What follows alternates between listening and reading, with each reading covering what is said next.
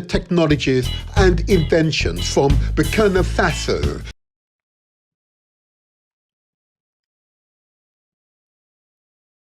Ethiopia, Chad, Nigeria, Ghana, Kenya, Jamaica, Tanzania, Democratic Republic of Congo, Namibia, Sierra Leone, South Africa, Uganda, Zimbabwe, and Trinidad, amongst others.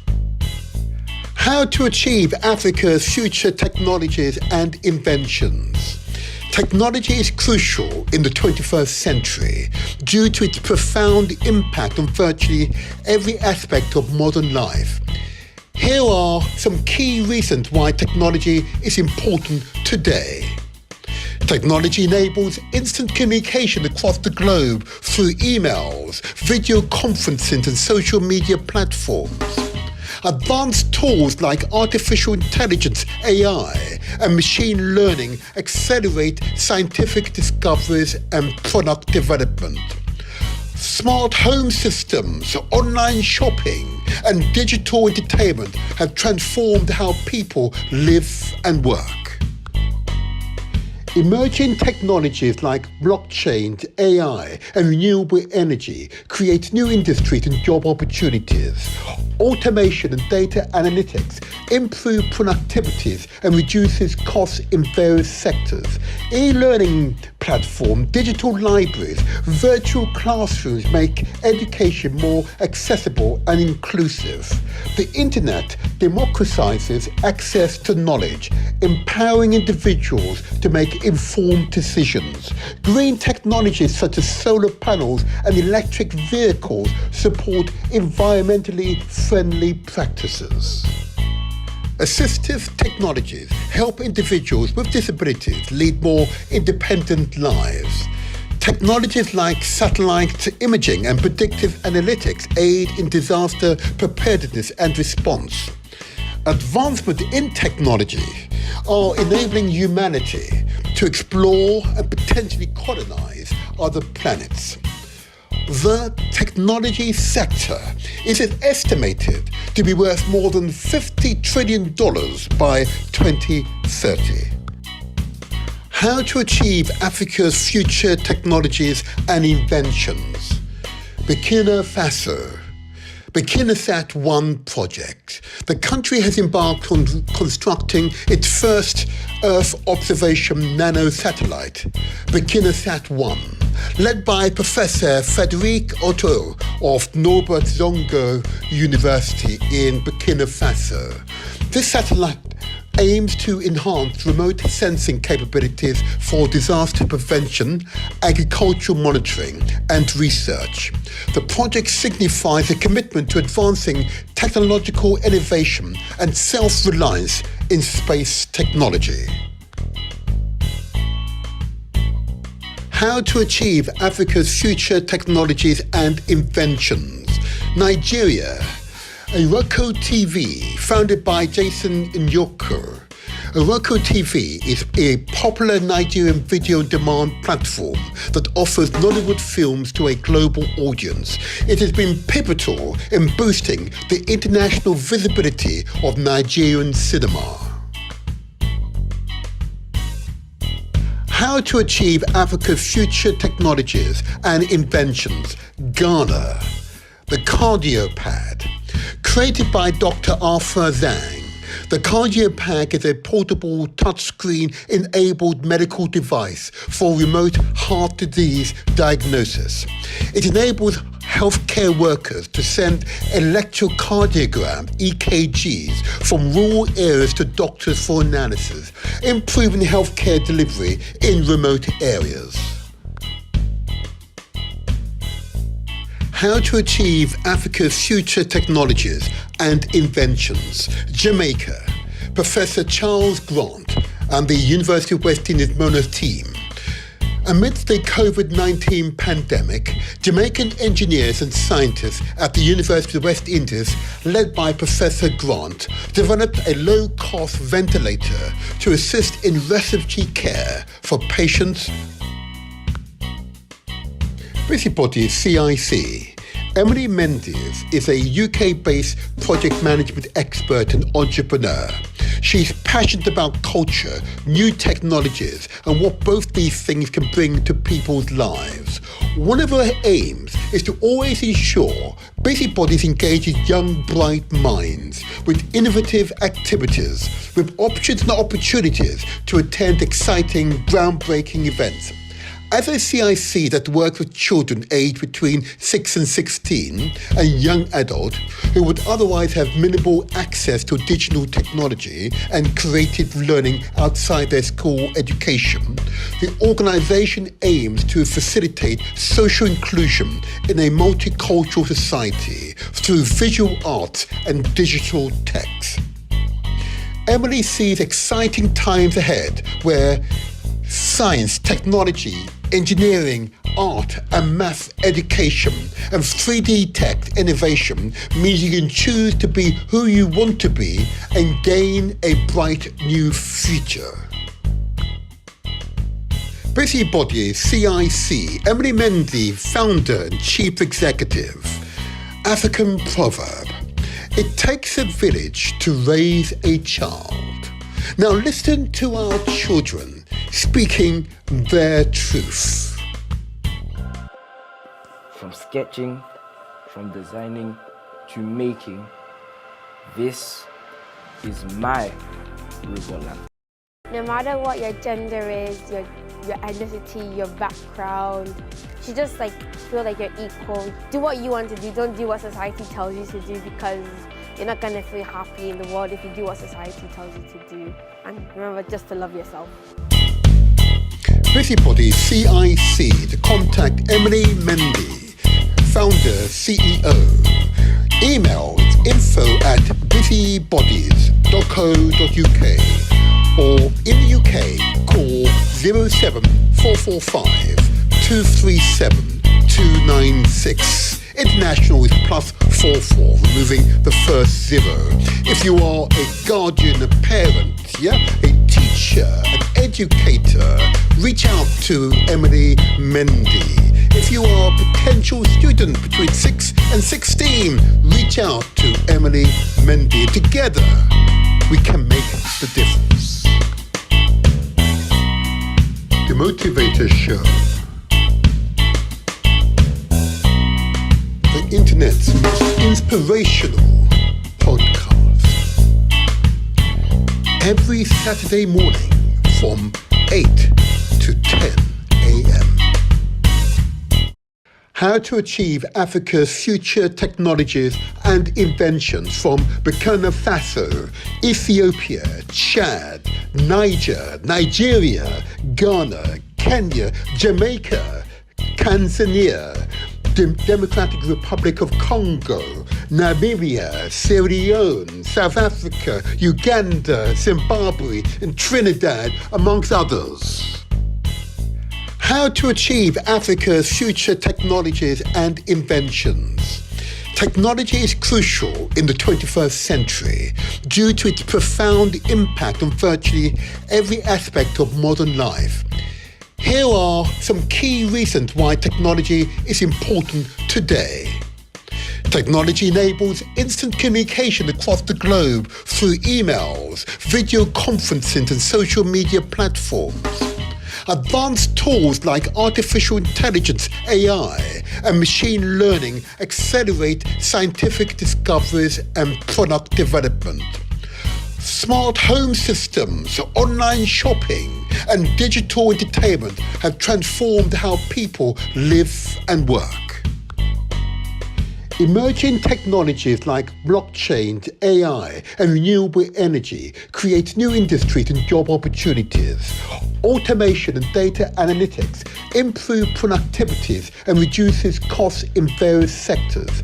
E-learning platforms, digital libraries, virtual classrooms make education more accessible and inclusive.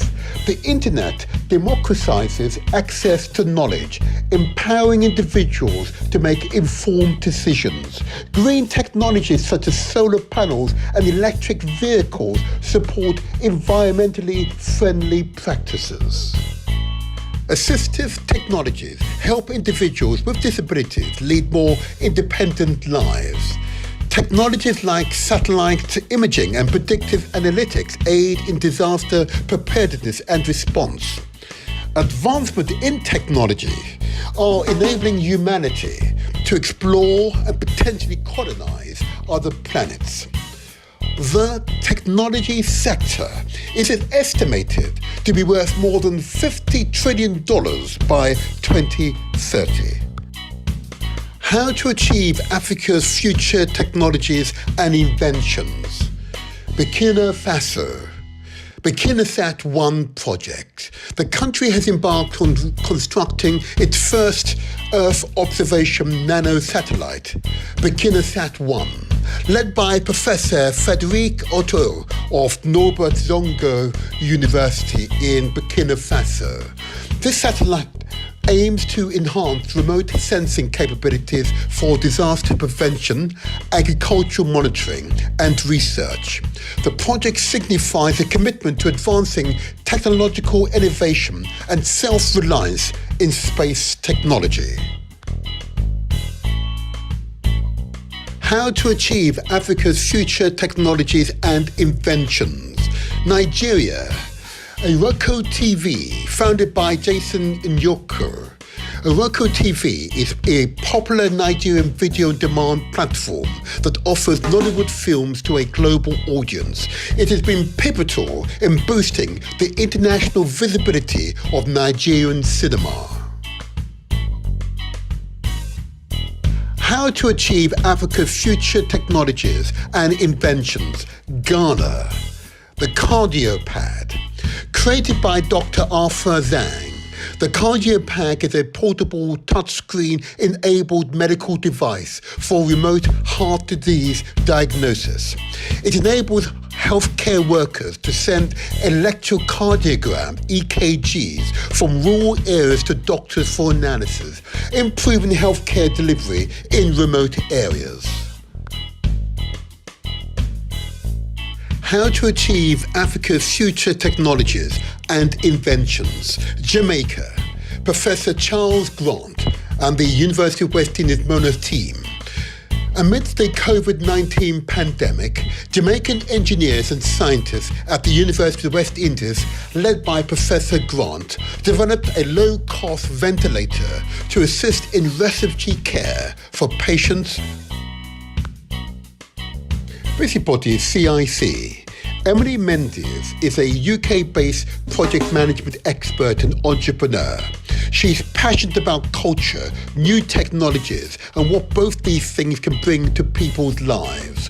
One of her aims is to always ensure busybodies engages young, bright minds with innovative activities, with options and opportunities to attend exciting, groundbreaking events.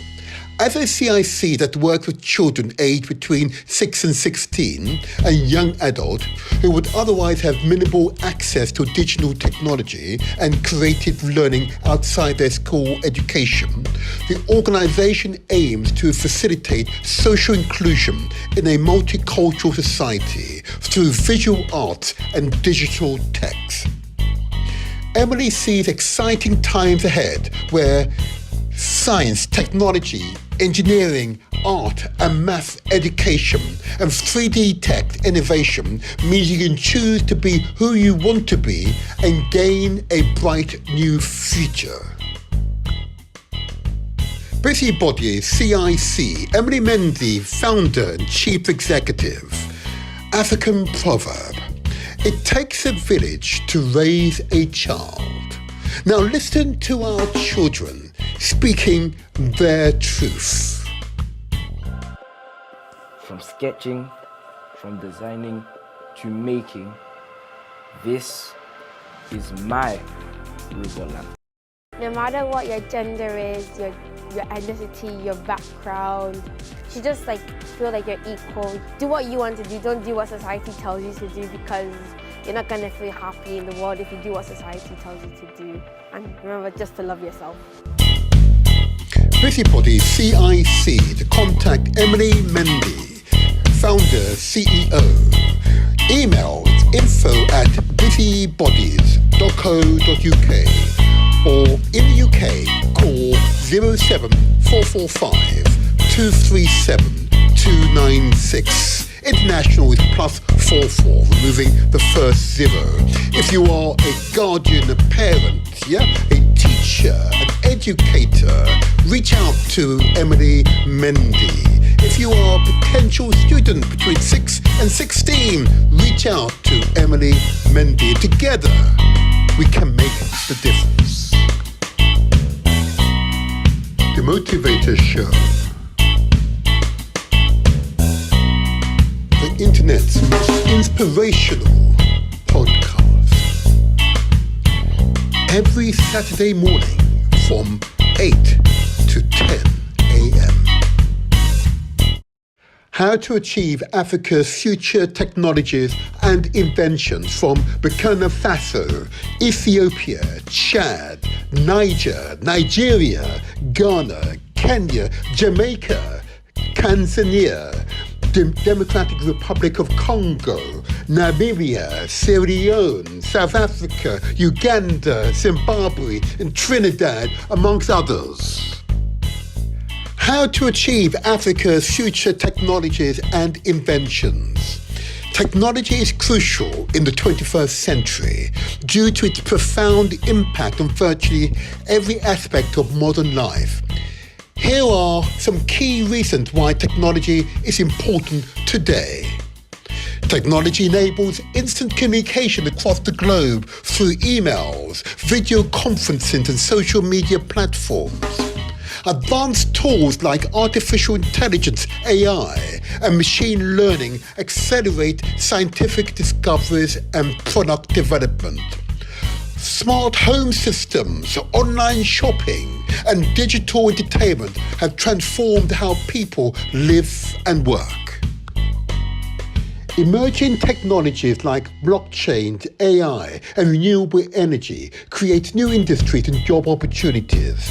Automation and data analytics improve productivities and reduces costs in various sectors.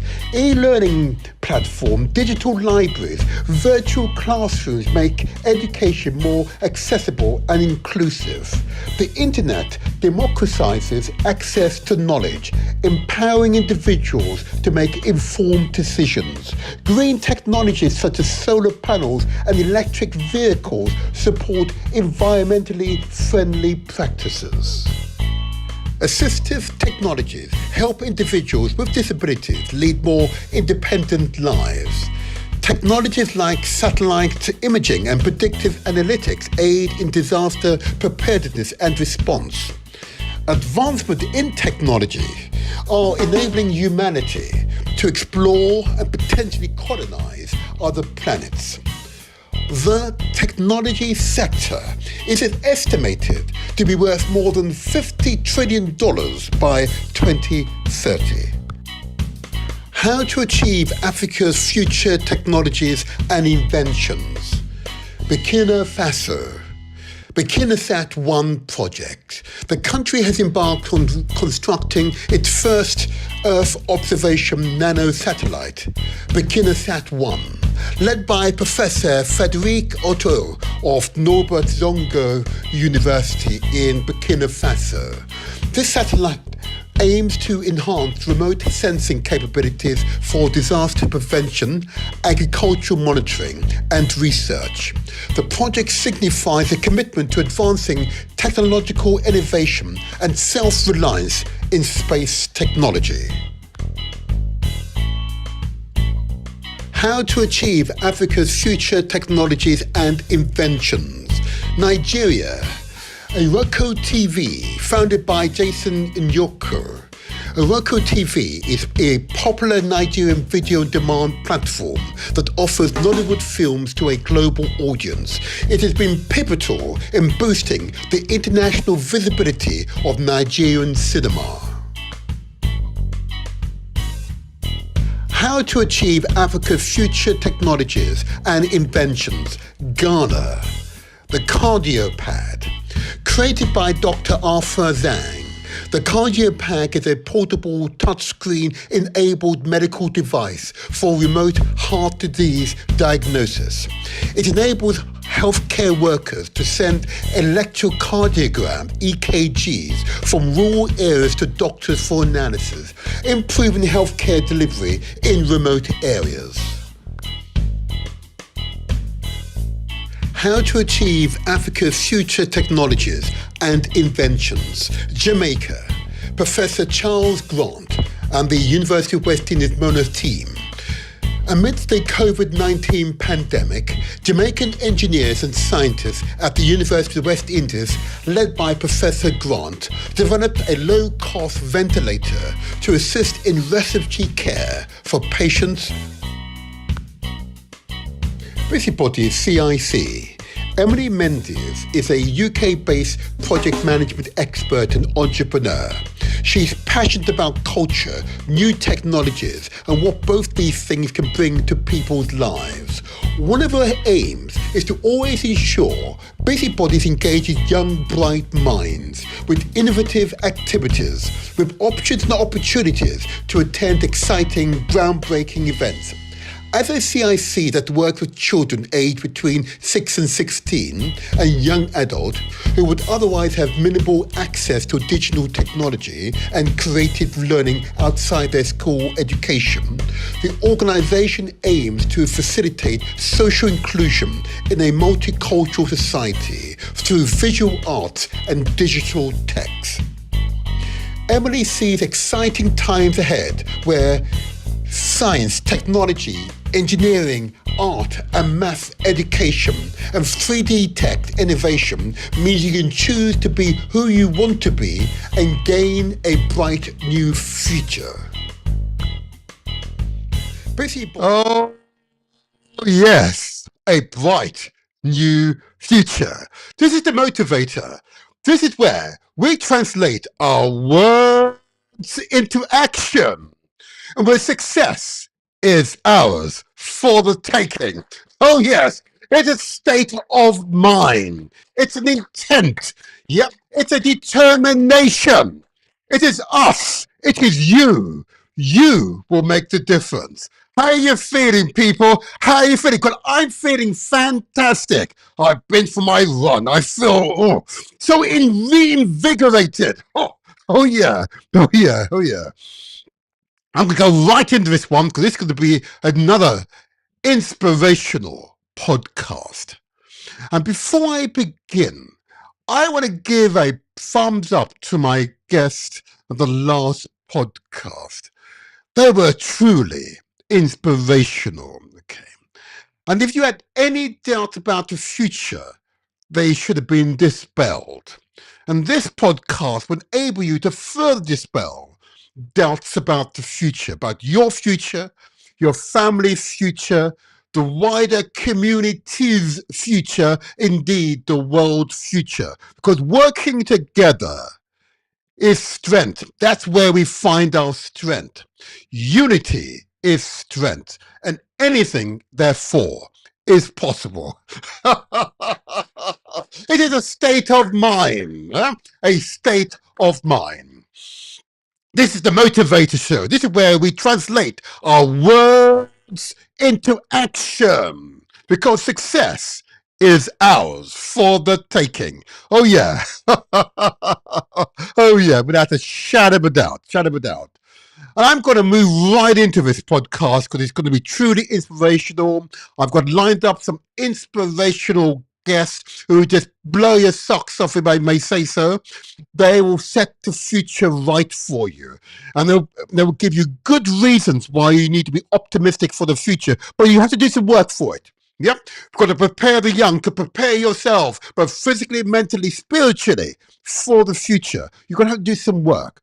But it'd be worthwhile. This is value-added work, or pleasure, as some people would say. Don't you worry. But a big thumbs up, if I say again, to the last podcast, We set the scene for the future.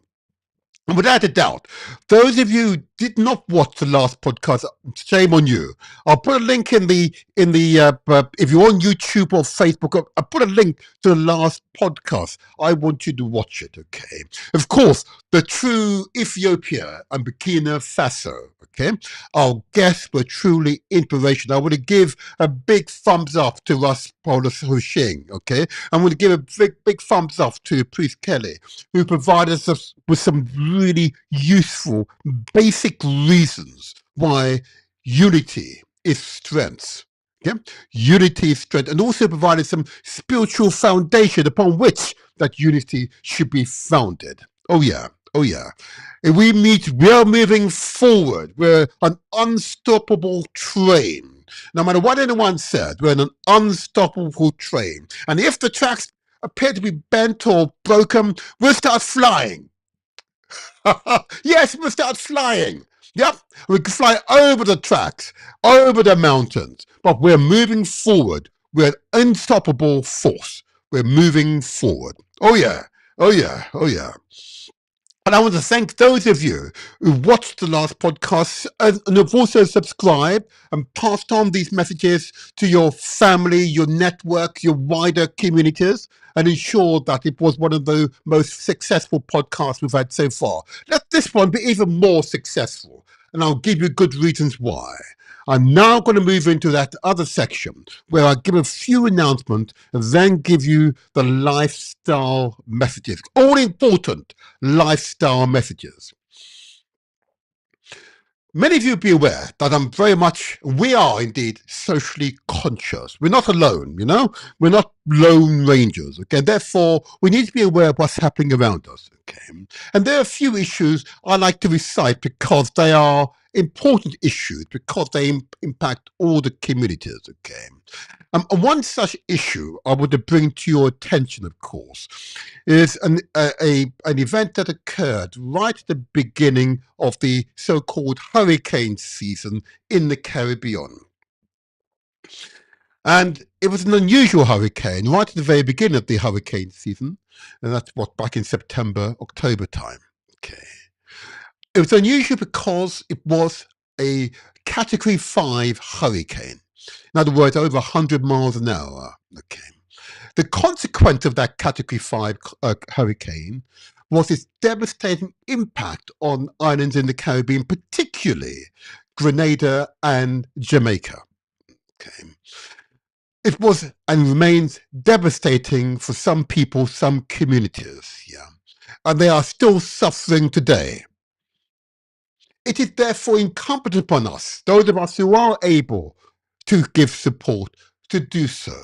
And I urge you, if you've not been able to support those communities in the Caribbean, particularly in Grenada and Jamaica, who were affected by Hurricane Beryl, I ask you to do so, and I'm really pleased that many of you have responded to that call, okay? And very soon you'll see a series of testimonials given by those who benefited by your generosity.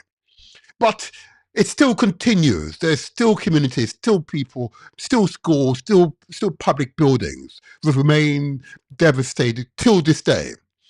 Because the resources, we need to get the resources there. So I urge you, if you can, give generously. Only give what you can, mind you, but give generously. I'll put it on the screen. There you go. So in response to the Hurricane Beryl that impacted the Caribbean the last quarter of last year, okay, which still impacts people's lives right now, today, I ask you to give if you can. So PNP UK, based in the UK, is set up a Hurricane Beryl Disaster Relief Fund. And if you can give, please do. What they want to do is to continue to purchase non-perishable food, bed kits, sheets and pillows, children, adult diapers, tarpaulin, zinc, and other building materials, other basic items, just so people can survive and begin the process of thriving. And if you can give, please, this is the bank details. It's the PNP UK at NatWest Bank. It's 600802, account number 298 61233. And if you include in the reference DRF barrel, in other words, the disaster relief barrel, in the reference, to be clear what that money is intended. Only give what you can. If you wish to reach out further to the PNP UK, their website address is pnpuk.com, or the email, it's disasterrelief@pnpuk.com. We thank you in advance for your generosity. Thank you. And again, thank you for all of you who have already given generously. Thank you.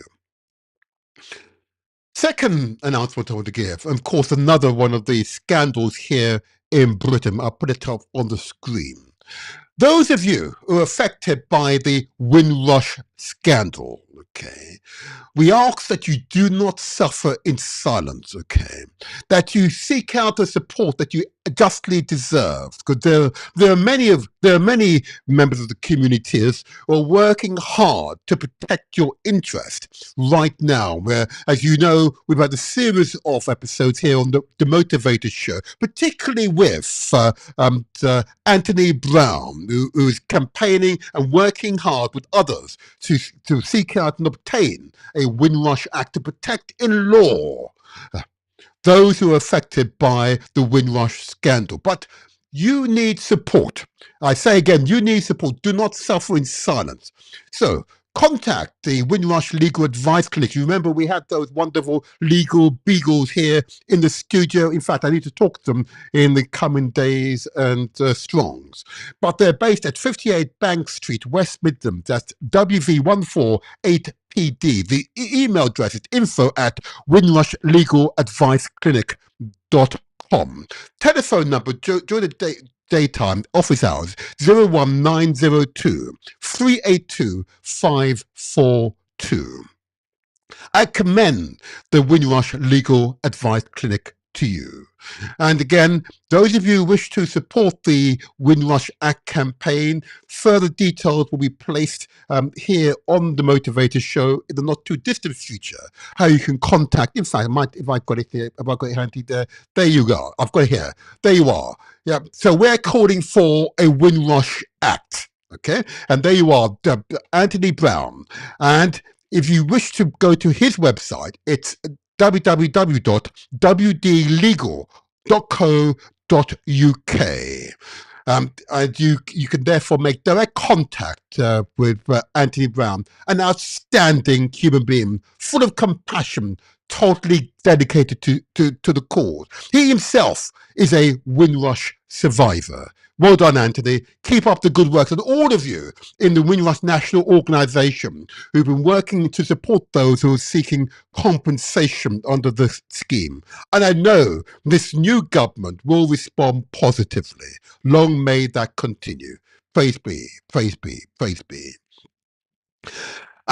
Now that we've reached this point in the show, I now want to move to the next section, which is, of course, the lifestyle messages section. Okay. Now, just to say, before I go to that, I should say that if you're viewing us on Facebook or YouTube right now, please leave a message for us. Or you can communicate with the studio right now using the messenger.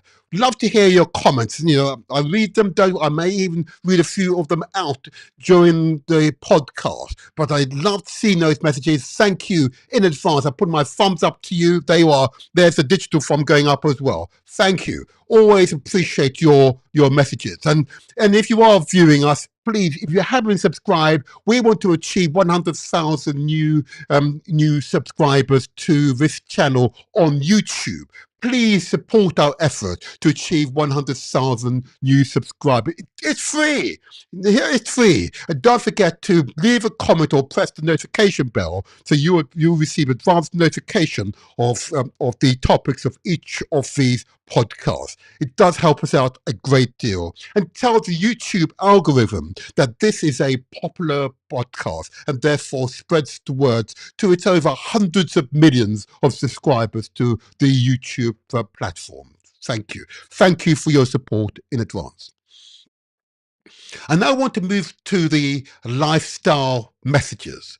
These lifestyle messages are important because I know that we have the evidence. It's saving lives, transforming lives, saving lives. In doing so, we achieve the great mission for our very existence, and that is to care for each other, yeah, to help each other up, yeah, never ignore, never in any way talk down, always talk up your fellow human beings.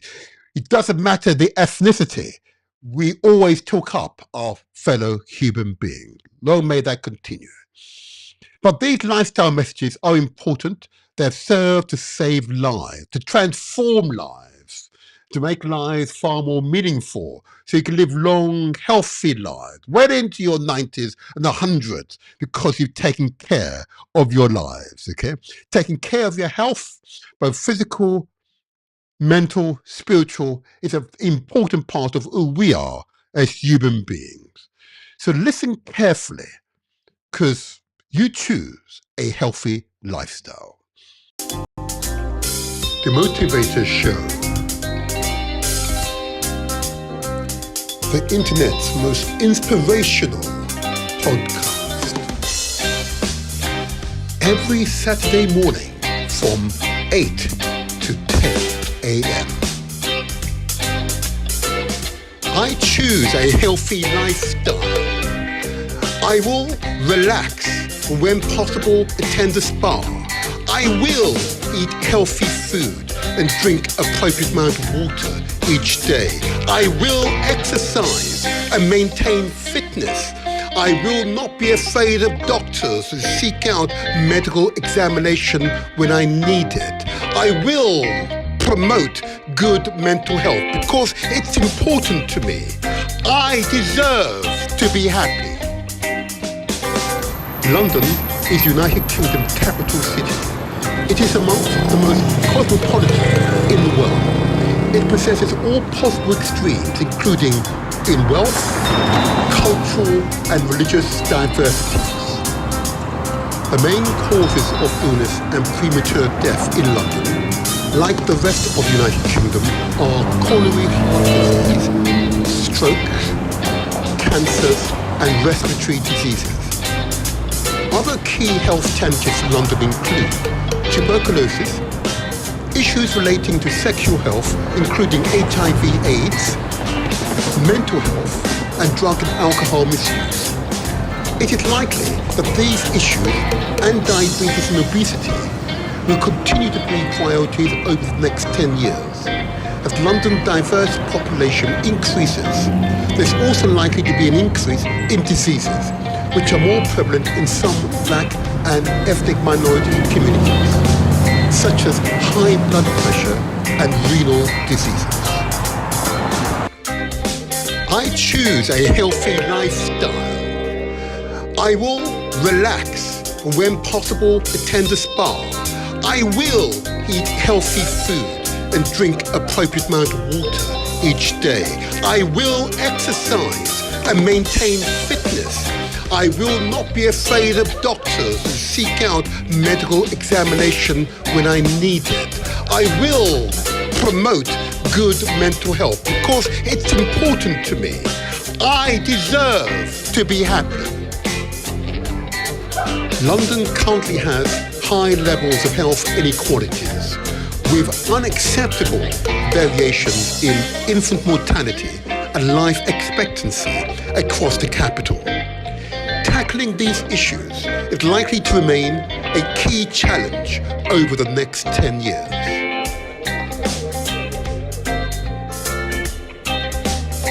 London is United Kingdom's capital city. It is amongst the most cosmopolitan in the world. It possesses all possible extremes, including in wealth, cultural and religious diversities. The causes of health inequalities are similar to those that determine health in general, including, for example, housing conditions, employment opportunities, environmental factors such as pollution, the amount of exercise undertaken, one's diet, and smoking, and access to health services. I choose a healthy lifestyle. I will relax and when possible attend a spa.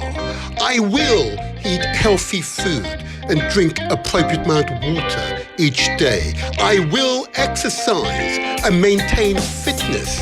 I will not be afraid of doctors and seek out medical examination when I need it. I will promote good mental health because it's important to me. I deserve to be happy. Public health priorities.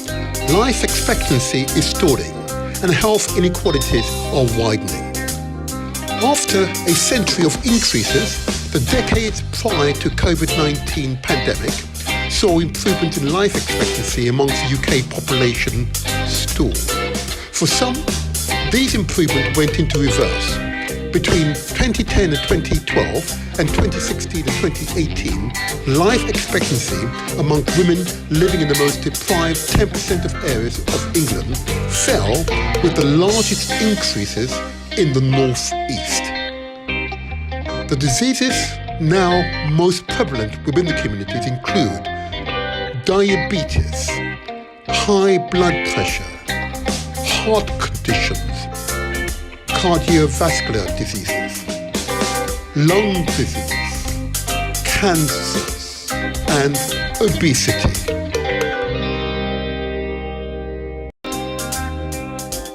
London is United Kingdom's capital city. It is amongst the most cosmopolitan in the world. It possesses all possible extremes, including in wealth, cultural and religious diversities. Professor Kevin Fenton, CBE. Kevin Fenton is the president of the Faculty of Public Health. He's also a senior public health expert and infectious disease epidemiologist who has worked in a variety of public health executive leadership roles across government and academia in the United Kingdom and internationally. His specialist interests are in tackling health inequalities, infectious disease prevention and control, climate justice, and urban health. Professor Fenton is the Regional Director for London in the Office for Health Improvement and Disparities within the Department of Health and Social Care. Within this role, he's also the Statutory Public Health Advisor to the Mayor of London and the Greater London Authority and the Regional Director of Public Health for NHS London. He is also the Government Chief Advisor on HIV and Chair of the HIV Action Plan Implementation Steering Group for England. Professor Kevin Fenton says, I'm a public health director. Here are 5 things you can do to improve your health. 1. Mindful and balanced eating. Nourish wisely. Eat whole, balanced meals with awareness to support energy and well-being. 2. Get outside. Be with nature. Time outside reduces stress, improves mood, and strengthens your connection to the world. 3. Stay curious, stay engaged, explore new interests, keep your mind sharp, build social contacts, and boost your happiness. 4. Get active, move it or lose it. Move daily, lift weight, and do cardio. Exercise, improve physical, mental, mood, and energy. 5. Prioritize rest and sleep. Disconnect, rest. Quality sleep supports mental clarity, emotional balance, and overall health. I choose a healthy lifestyle. I will relax and when possible attend a spa. I will eat healthy food and drink appropriate amount of water each day. I will. Oh, yes, I will. That's the words. Those are the words of affirmation. I will do so. I will live a healthy lifestyle. Oh, yeah. And I'm truly heartened by the numbers of you who've responded positively to this constant message that we give here at the Motivator Show. You don't see it anywhere else. You see it here on the Motivator Show. It's been a regular feature of these podcasts. How and to persuade you all to think and be healthy. It is very much a state of mind. And once you get your mind right, you then respond. You will do those actions that enables your body and mind and spirit to thrive. It is very much a mindset. You get yourself into habits. I get it. But you have the power to change for your good, for your loved ones' good, for your community's good, your network's good. You have the power to change. And what I'm heartened by is the feedback we've received over months and years. The feedback has been incredibly positive. So positive that people have come together in common aim and common purpose, in understanding. If we work together, we are formidable. We are formidable human beings if we work collaboratively together, regardless of your ethnicity. If you work together, you are formidable. Anything is possible. There would be no hunger. There would be no persons without good health care or good education. If we work together in common aim and common purpose. An example of this, in response to these podcasts and the wider public health messages that's given out by Professor Kevin Fenton there, our people come together in common aim and common purpose and doing justice to his constant messages you hear here on the Motivator Show. So if in doubt, ask question. And here's a group of people who've come together in common aim and common purpose, pulled their resources and are exercising regularly together. Let me bring him on the screen. The Countdown Fitness, they call themselves. There we go. Cheese. Famous. Hello, hello, hello, hello, hello, hello, hello. Awe. Awe. Awe.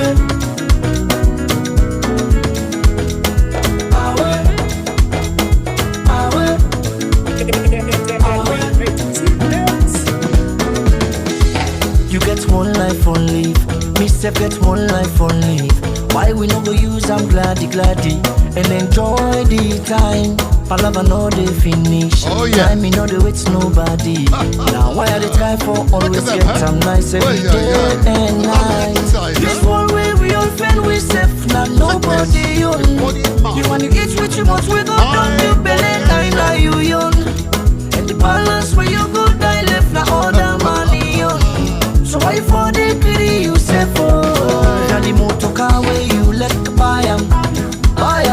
If you see finance where you collect bill 'em, oh. You meet up woman where you let yarn 'em.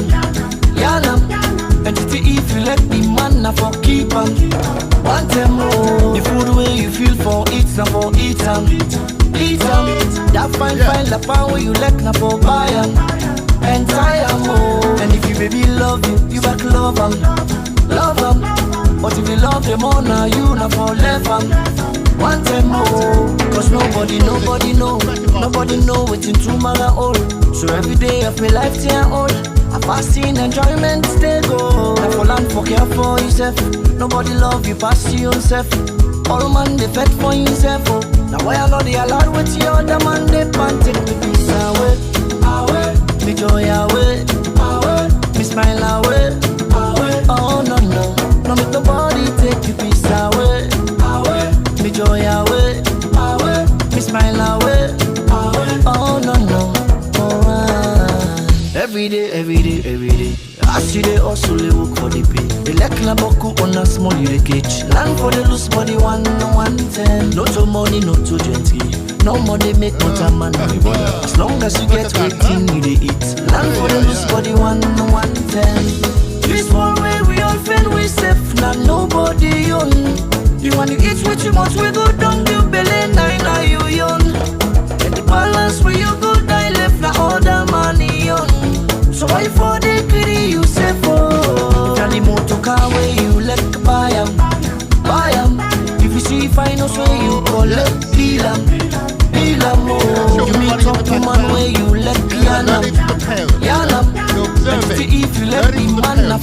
bank.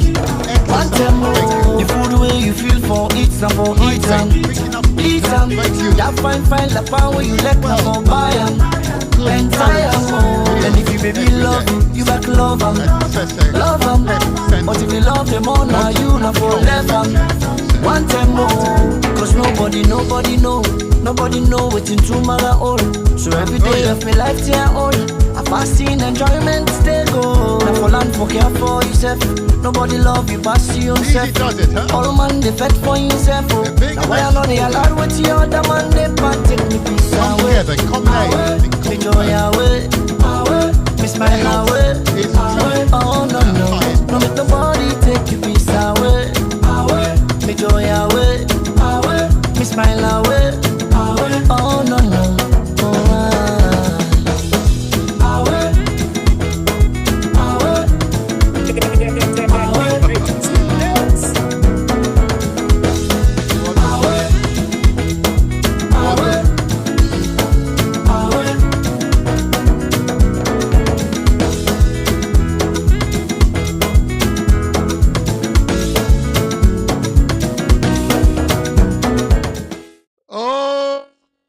Come on, let's give them a round of applause. Come on, let's give them a round of applause.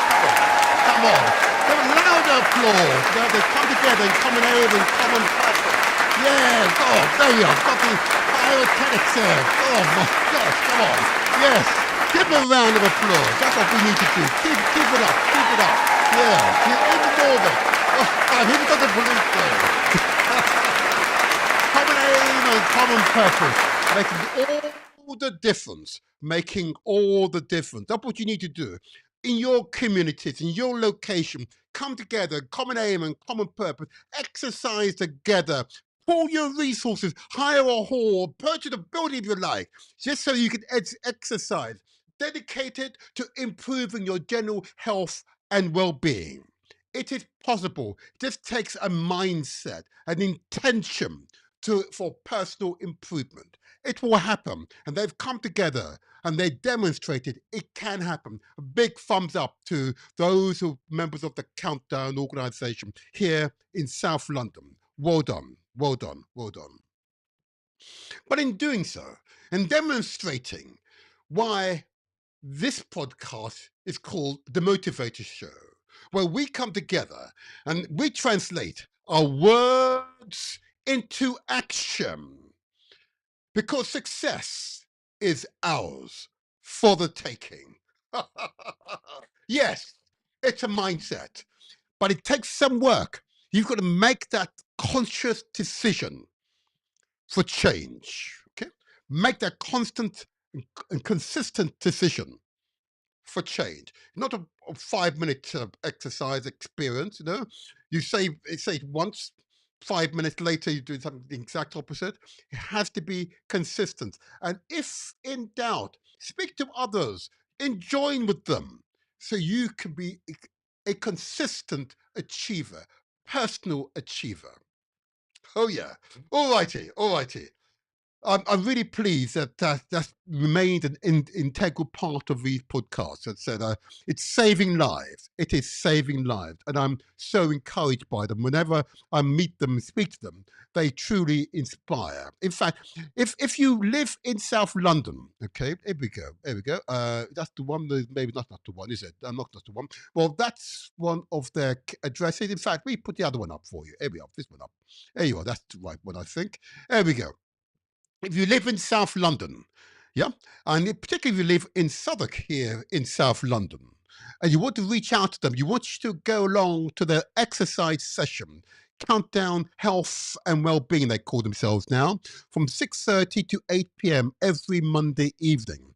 They're based at 12 Tatum Street, Tatum Street in London. That's Woolworth. Postcode S for Sugar, E17 to T for Tommy, N for Nkrumah. Yep, that's where you find them. Or you can phone them on 07960 803 588. I repeat, 07960 803 588. Or their email address is countdown0405 countdown@gmail.com. I commend the work of Countdown to you.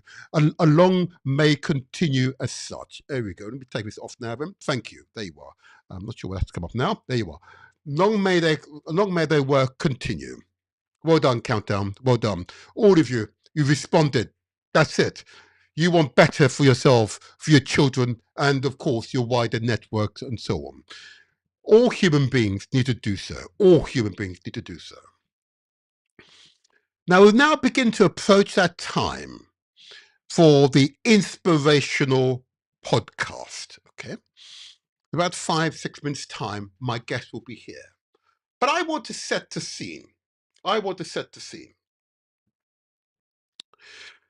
It is very clear that the 21st century will, in many ways, be quite different from the 20th century, as the 20th century was quite different from the 19th century.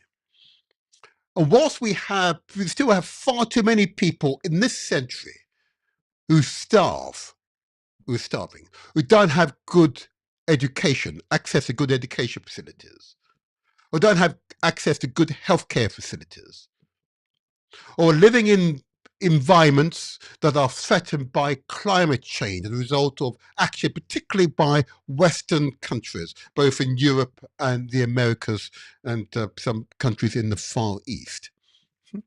Climate change, which is causing a rapid increase in the ambient temperature of the planet. I say ambient temperature, not the background temperature, you know? So if it goes up by a degree or two, it means that the variables are much wider, far more violent. And that's why we have the situation in the Caribbean, where you have these violent storms.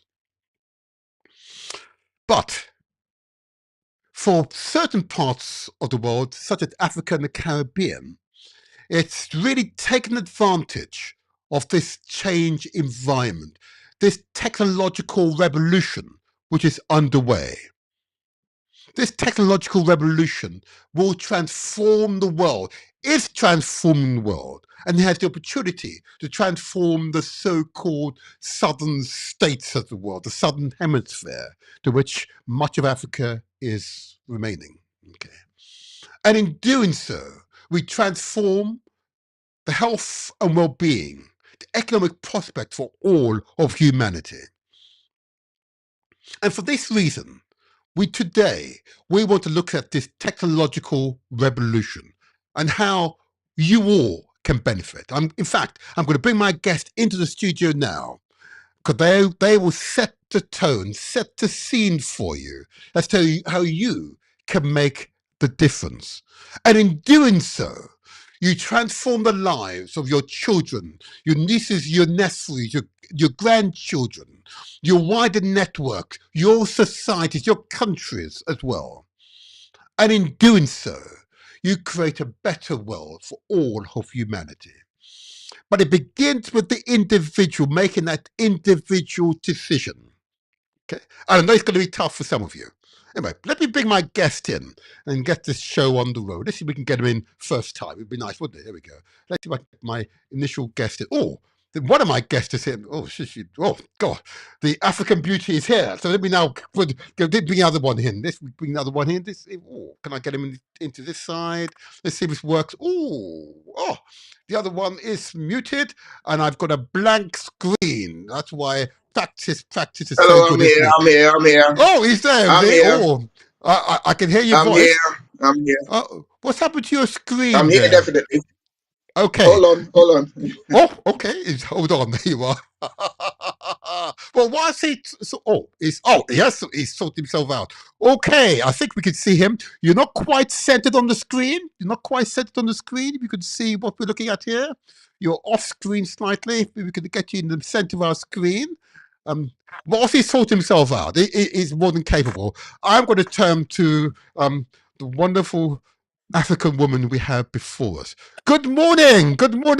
How are you, Emily? How are you? I'm fine, thank you very much. Thank you for inviting us. Oh, it's a pleasure to see you again. And this gentleman on my right-hand side.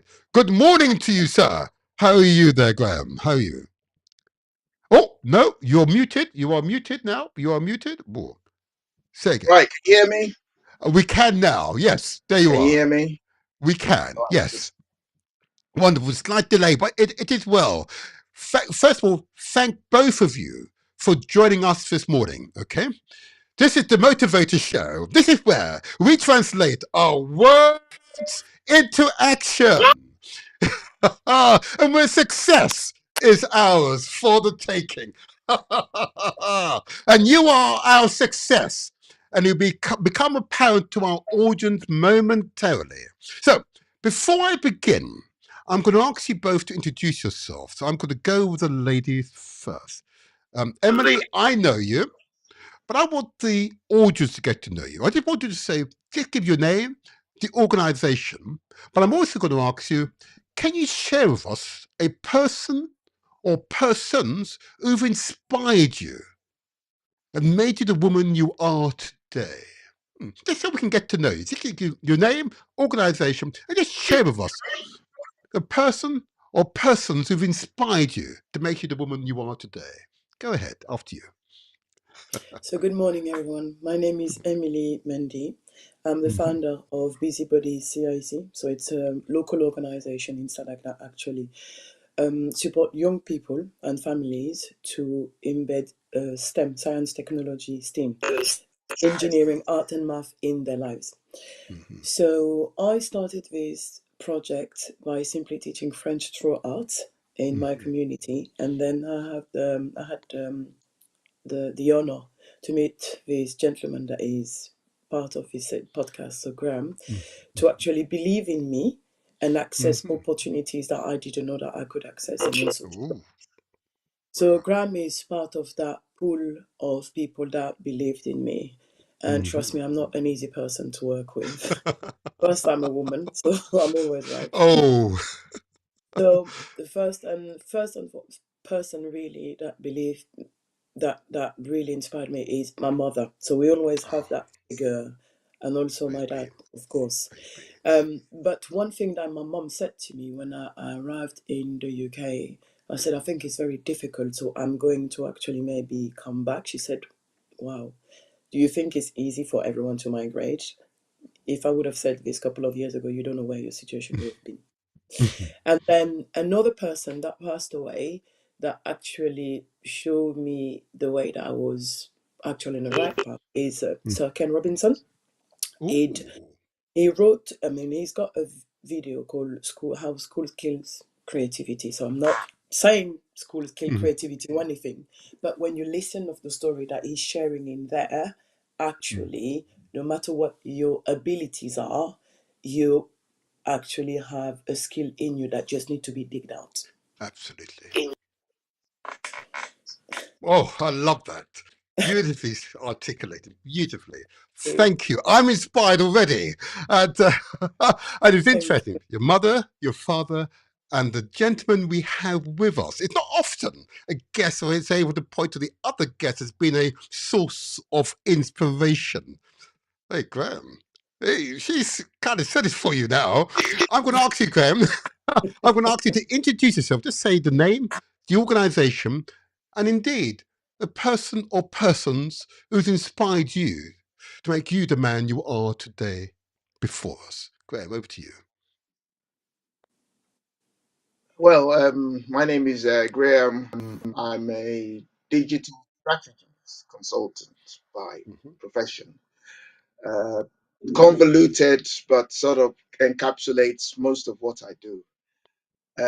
I basically am what you call a purveyor of skills, and I look at sort of working with organizations, in this case, busybodies, to Mhm. see how well we can sort of develop important aspects of of traditional, new, Yes. and emerging technologies. Yes. Um, it's broad based in terms of what I do. I have my own specializations, but Mhm. just like, for instance, working with Emily and others, I work with a broad range of experts, in various other fields where we draw upon each other's expertise, collaborative teamwork, all that good stuff is all in the mix. Right. My inspiration, primarily the Yes. first inspiration I would say is the single grandparent I met, which was my paternal grandfather. Okay. He was a tailor, Uh-huh. and his approach to life was very simple. He didn't have a lot of. Basically, everybody knew who he was, right? Yes. He was very keen to share his expertise. Mm-hmm. He, he met obviously in his life. He met a lot of challenge himself. But one good thing that he said was that if you have a talent and you have a skill, you need to show it. Yes. If you're good at something, that is good. It was a typical African, Nigerian Yoruba man, and I've forgotten the proverb. Now it's terrible. I'm gonna have to remember that proverb. But he said something to the effect that if you see somebody on the road or nearby that is doing something that you can assist with, that you can help with, that you can Yes. make a difference, going to help them progress, then yes, that would be you need to step in and you need to do. And using his example and sort of how he lived his life, that's basically one of the ways I sort of go about doing what I do. That's why I'm very happy to sort of work within the community framework and other areas. In terms of professionally, Ken Robinson was also I'll stick with Ken Robinson on this because what he said and sort of following through his career and looking at the organizations that have sort of followed on with what his principle, I think he pretty much put the nail on the head with regards to engagement with out beyond formal education. There's a big need for people to sort of not necessarily formalize but engage in community-based education. And I think organizations such as Busybody, all of those up and down the country and internationally need to be given that platform to be able to do things like that. Thank you, and a beautiful segue to my first real question. And thank you for that. It's both of you are truly inspired individuals. Okay, and it is very notable how you have identified other persons. That energy is flowing into you, and you're now giving it to others. It's a cascading event, as it were. I'm thinking that some quantum terms you have some special description for it, but it's way over my head. But I understand the principles, sir. And thank you, Graham, because yes, I agree with you 100%. And Emily here is an example of that, the golden nuggets in our community, isn't she? Absolutely, the golden nuggets. And this has implications not only for the immediate community, but for the world eventually. And we'll get onto that momentarily. But I want to just stay local for the moment. Okay, I want to just keep it real. But having met Emily on a few occasions now, I'm always marked by the passion. I say again, the compassion, the humility of the woman.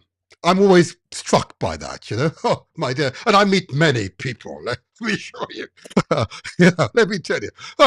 I tell you, yeah? And I can give you some descriptions. But I recognize, and indeed my audience recognize, that even setting up an organization in response to our compassion is in itself challenging. Okay.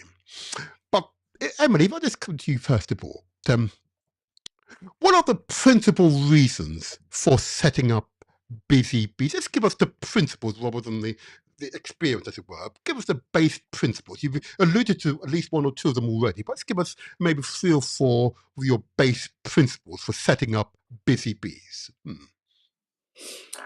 So it was a mixture, and you're right. Okay. Compassion, empathy, I think took really over for me to take that decision. It came organically.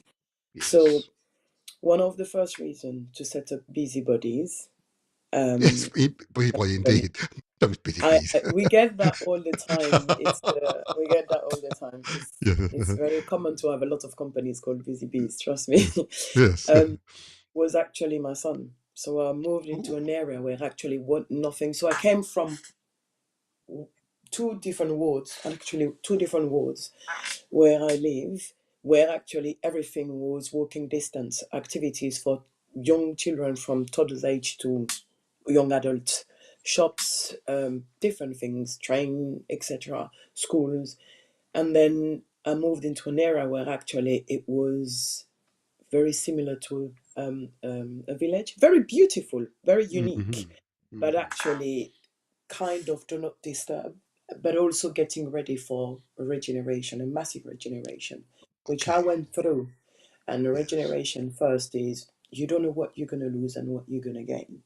Yes. So, it became also a time where a lot of people from different communities around the world, cultural background, actually moved in the area, which was quite new in the area. So when I Yes. looked at it, I didn't know who were my neighbors, didn't Indeed. know where I would be able walking distance to do something with my children. Then with the skill that I understood that in England will actually push you to share your skills. And my skill was actually French. So I decided to actually start teaching French to children because a couple of children we meet families were coming to my place to actually learn children. So parents were, okay, go and play with this child and you can learn French. Then I wanted to make it a bit bigger. So I'd started to attend community meetings to understand actually how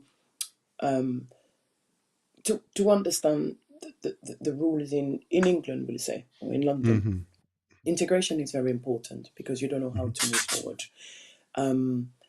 And the different processes and apply for funding. Then that's where I started to actually accompany to teach French through art. And the reason was, well, number one, to have something to do for my son educational. Number two was actually for all the other children to actually access creative activities locally. And number three was to actually offer equal access to local children and families and also to help develop the economy locally. Then also becoming a common asset and platform for the local community. So it was really Okay. linked Yes. around neighborhood communities, etc. But when you have a Yes. passion, you don't realize that you will face challenges very quickly, especially economic and Can etc. I just ask But you yeah, there? Can I just ask you there? And just because you use the term access to creative activities. Okay. yes, What do you mean by that? Because it's I think in terms of technology, is that creative? Just clarify for us. yes, yeah. So you need to also understand that when I set this up, I had to do a research. It took me 6 months to choose which kind of legal structure and why would I choose it. And at the time, my ward was actually I had actually one of the highest score in poverty, lack of creative activities, um, and so on and so on. So in order to be creative, you're Forgive not me for just interrupting there. Forgive me. You use the term ward. I think I know what you mean by ward. What do you mean by the word ward? so a borough is divided in segment, and then we Okay. call them ward, and Right. they are located, for example, in our borough, such as the north, south, east, etc., and they Yes. all have a Yes. name. So Yes. inside of, Okay. I can't remember. You might help me how many wards we have, but hmm okay, I live in London in the borough of Sadak, and then from living in Sadak, then you live in I understand you a now. Right. specific Okay. area. So Yes. that's what I'm. Okay. And then Okay. one ward based on the communities living there might be more powerful than another. And when I say Yes. powerful, it can be people getting together, it can be Yes. economically, it can be. So Yes. that's where the challenge is. So some of them will have more needs than other. Yes. So this one Okay. was actually this one is actually a bit was actually kind of like this, stable and unstable, because they were getting ready for a regeneration, people leaving and people joining. So that was Yes. the Right. current situation. Okay. Um, uh, so you've identified these issues. Are you identifying them in conjunction with other parents, or is it that you're seeing children sort of meandering and not really knowing what to do with them? Just so I'm clear, but what are you responding to? You can see the changes, but you're not. So were you speaking to other parents about this, and therefore I'll set up this organisation in order to respond and support the community, or is it you're listening to children and their feelings of uncertainty about the changing environment, the uncertain future? So if we're talking about when I first started, Yeah, it yeah. was first seeing my personal observation, Okay. then my children going to school, then talking to the head teacher, who introduced me Aha. to the engagement officer of the local authorities. Mm-hmm. And then I joined, there is an initiative called the Big Local, Aha. and then you Right. find them all around the UK. I was their first entrepreneur, and actually they helped Oh, me and guided me and actually okay. introduced me. So this is how now I've managed to develop this understanding how actually in my borough things were working. Mm-hmm. And then I then was free to create to start networking to actually develop busybodies. Then actually a couple of years after, Graham came on board, and Mm-hmm. now the opportunity came to set up STEM initiatives in my community.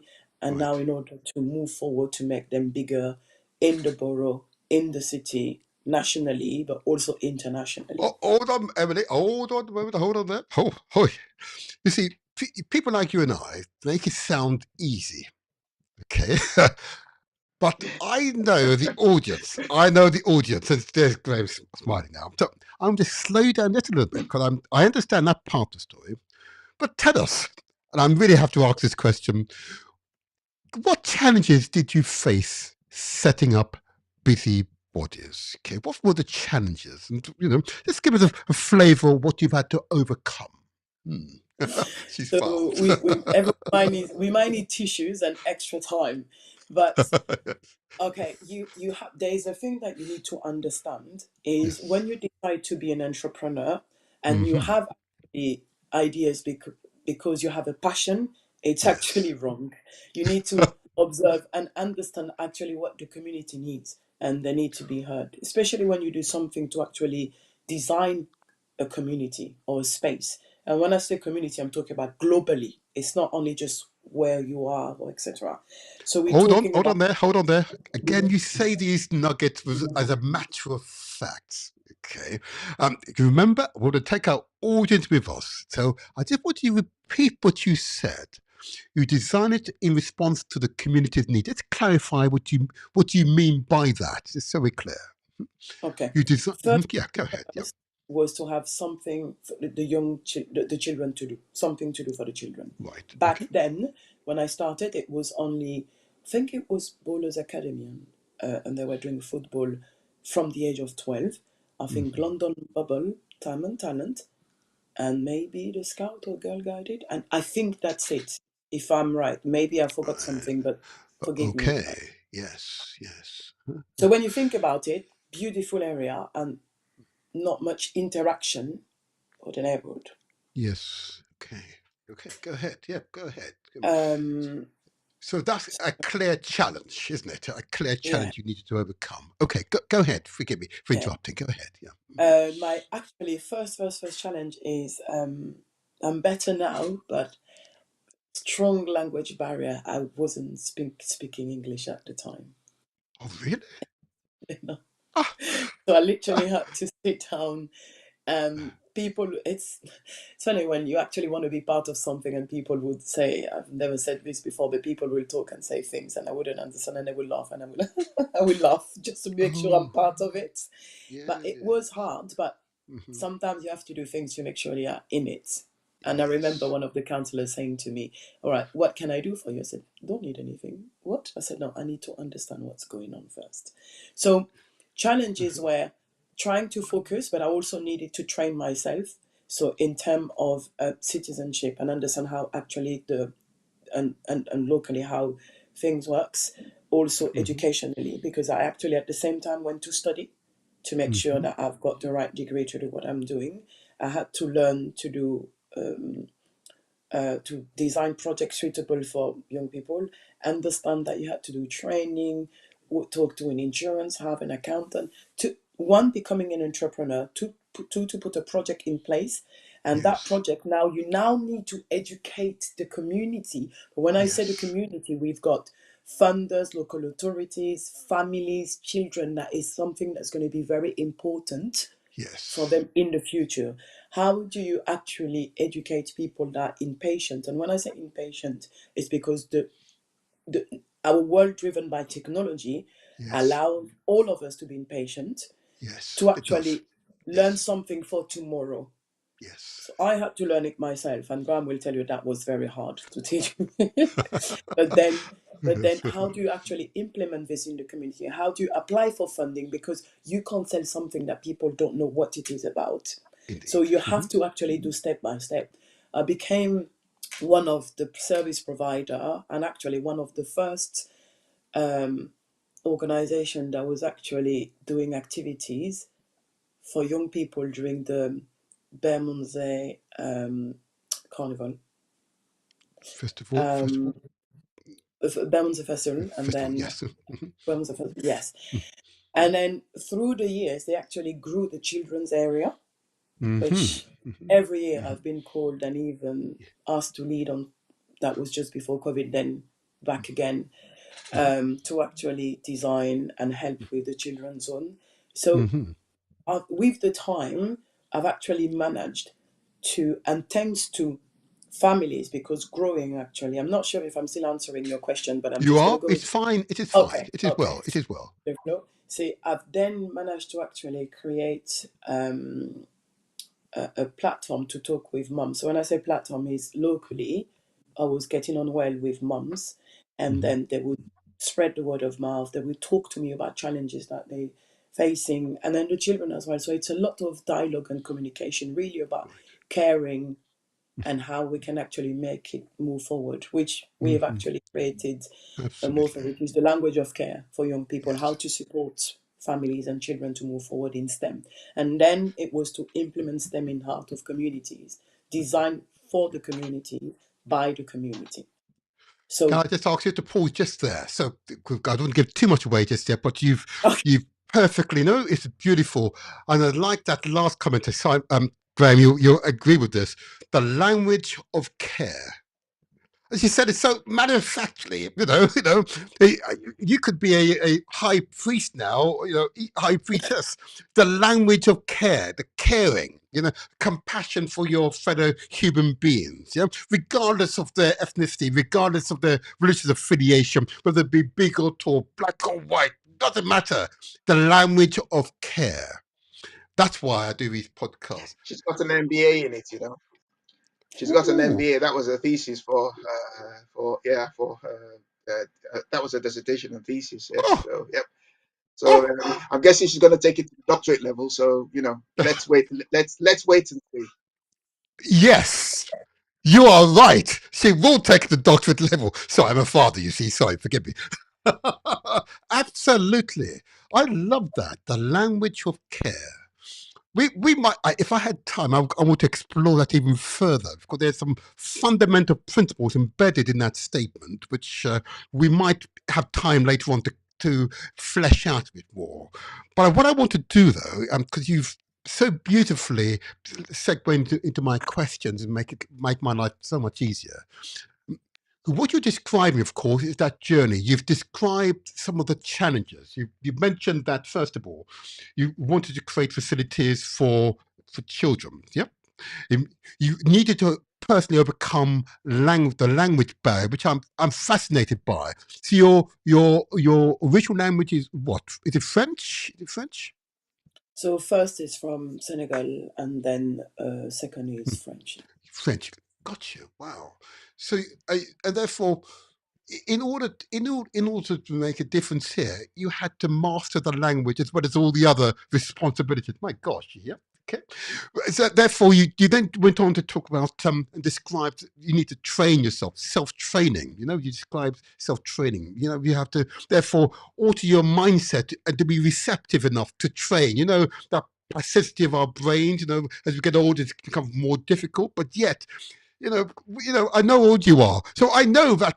Gosh, that's in itself a remarkable feat. Yeah, you describe personal discipline, your own personal discipline, in order to do so. Because I understand the challenges. Don't worry, I get it.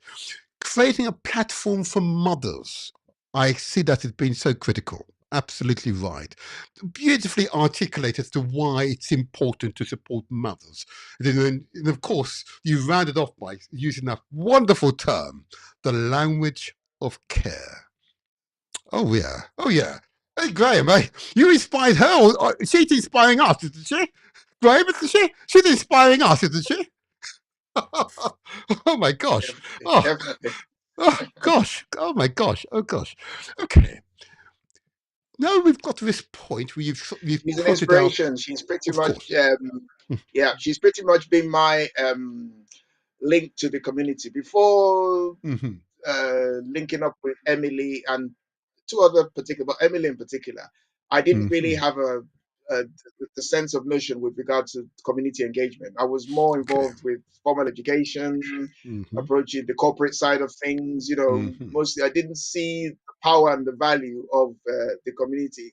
But after working with Emily, and also the situation that happened during the crisis in 2020, it Yes. gave me a Yes. whole new paradigm and perspective on community engagement. So, really appreciate that from her Mm-hmm. perspective. And like I said, she's also been a beacon and an example for a lot of people who are also within the sector. I mean, they look at her Mm-hmm. example and they actually Mm-hmm. take heart from that, yep, this is the right way to sort of take things forward. So, it's been Mm-hmm. Mm-hmm. her language Thank of you. care and commitment to community, the community approach to engaging in what she's doing has really been an eye opener. Yes, it's what I'm going to do. I'm going to be really childish, and forgive me, Emily. I'm a bit like that. I'm going to do this. Yes, yes. Oh yeah. In fact, where is it? Where's the digital one? I can't find a digital one now for me. I'm just so excited. The idea. I'm going to keep using this term. Oh yeah. Hey, you hear it now. The language of care. The language of care. Yeah. Come on now. Let's do this. Oh, come on. More of it. More of it. The language of care. Come on. Oh. Oh, yeah, that's what I want to do. Oh, yeah. This isn't something. This isn't something that I just came up with. What I've realized is, Mm-hmm. with the team, we've had central to our conversations Mm-hmm. were individual conversation based on each child's development, Yes. and parents will also take the time to talk to me. So the challenge wasn't maybe equipment or material or anything, because we've actually got the skills to actually, okay, we don't Yes. have this today, we didn't actually realize that we needed to plan for this, let's do it this way. It's critical thinking, it's creativity. So when we say we're creative, it's not about being an artist, it's more being, okay, how a problem solver. Even Yes. though Yes. we don't say problem, it's challenges, right, Graham? Yes. So, and there is a day where I was particularly upset. So what you need to understand is setting up a concept that is quite unique. And then at that time, I think it was only Barclays Eagle Lab. You have couple of sorry. It's okay. We love children. We love children. Don't worry. You let them do their thing. Don't worry. It's healthy. Very healthy. Very healthy. So the challenge was actually that I was competing in a world of business Mm-hmm. where I'm a woman, Yeah. a world that skills were they're mainly overtaken by men, technology, Yes. Yes. and then working with families that actually were not really aware and wouldn't see the necessity now. So, for example, your Yeah. biggest challenge, your biggest competitor at the time, especially when the children are little, you want them not to hurt themselves, so they go swimming to be carried by water, or maybe Mm-hmm. just Mm-hmm. football because you want them to take fresh air and learn different skills, etc., etc. So, how do you come in the heart of it and actually promote it? So, when you have Yes. children and families that believe in you, you actually easily just focus on them. It's not about quantity, it's about quality. Quality, And that's how the yes. language of care came out, because they would come and tell Yes. us challenges regarding what they're facing at school. But then coming to us, the children are completely fine. And that was kind of Yes. the freedom of expression, giving them school tools, Hmm. as they were actually free using the tools. Once, for example, Graham and other people will actually teach them how to use them. And teaching is a big word because we're not teachers. So the Hmm. language of care has really been designed by all the groups, people that we worked with, and actually had something to say. And we used that to actually realize that Okay. Can we I? do care.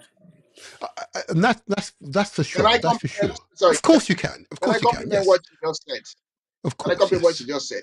Of Some of course. the you asked the question earlier about what kind of activities she did, the Hmm. busybodies actually does. Well, I've got a list here. STEAM storytelling workshops, maker craft sessions, Wow. green tech projects. Wow. You know the pockets on the outside that we've got there. The basis are 3D design and printing, interactive coding sessions, creative robotics, art meets tech workshops where we basically involve art, family innovation days. There were sessions where they had family innovation days, STEAM Wow. competitions, definitely had STEAM competitions, digital music production,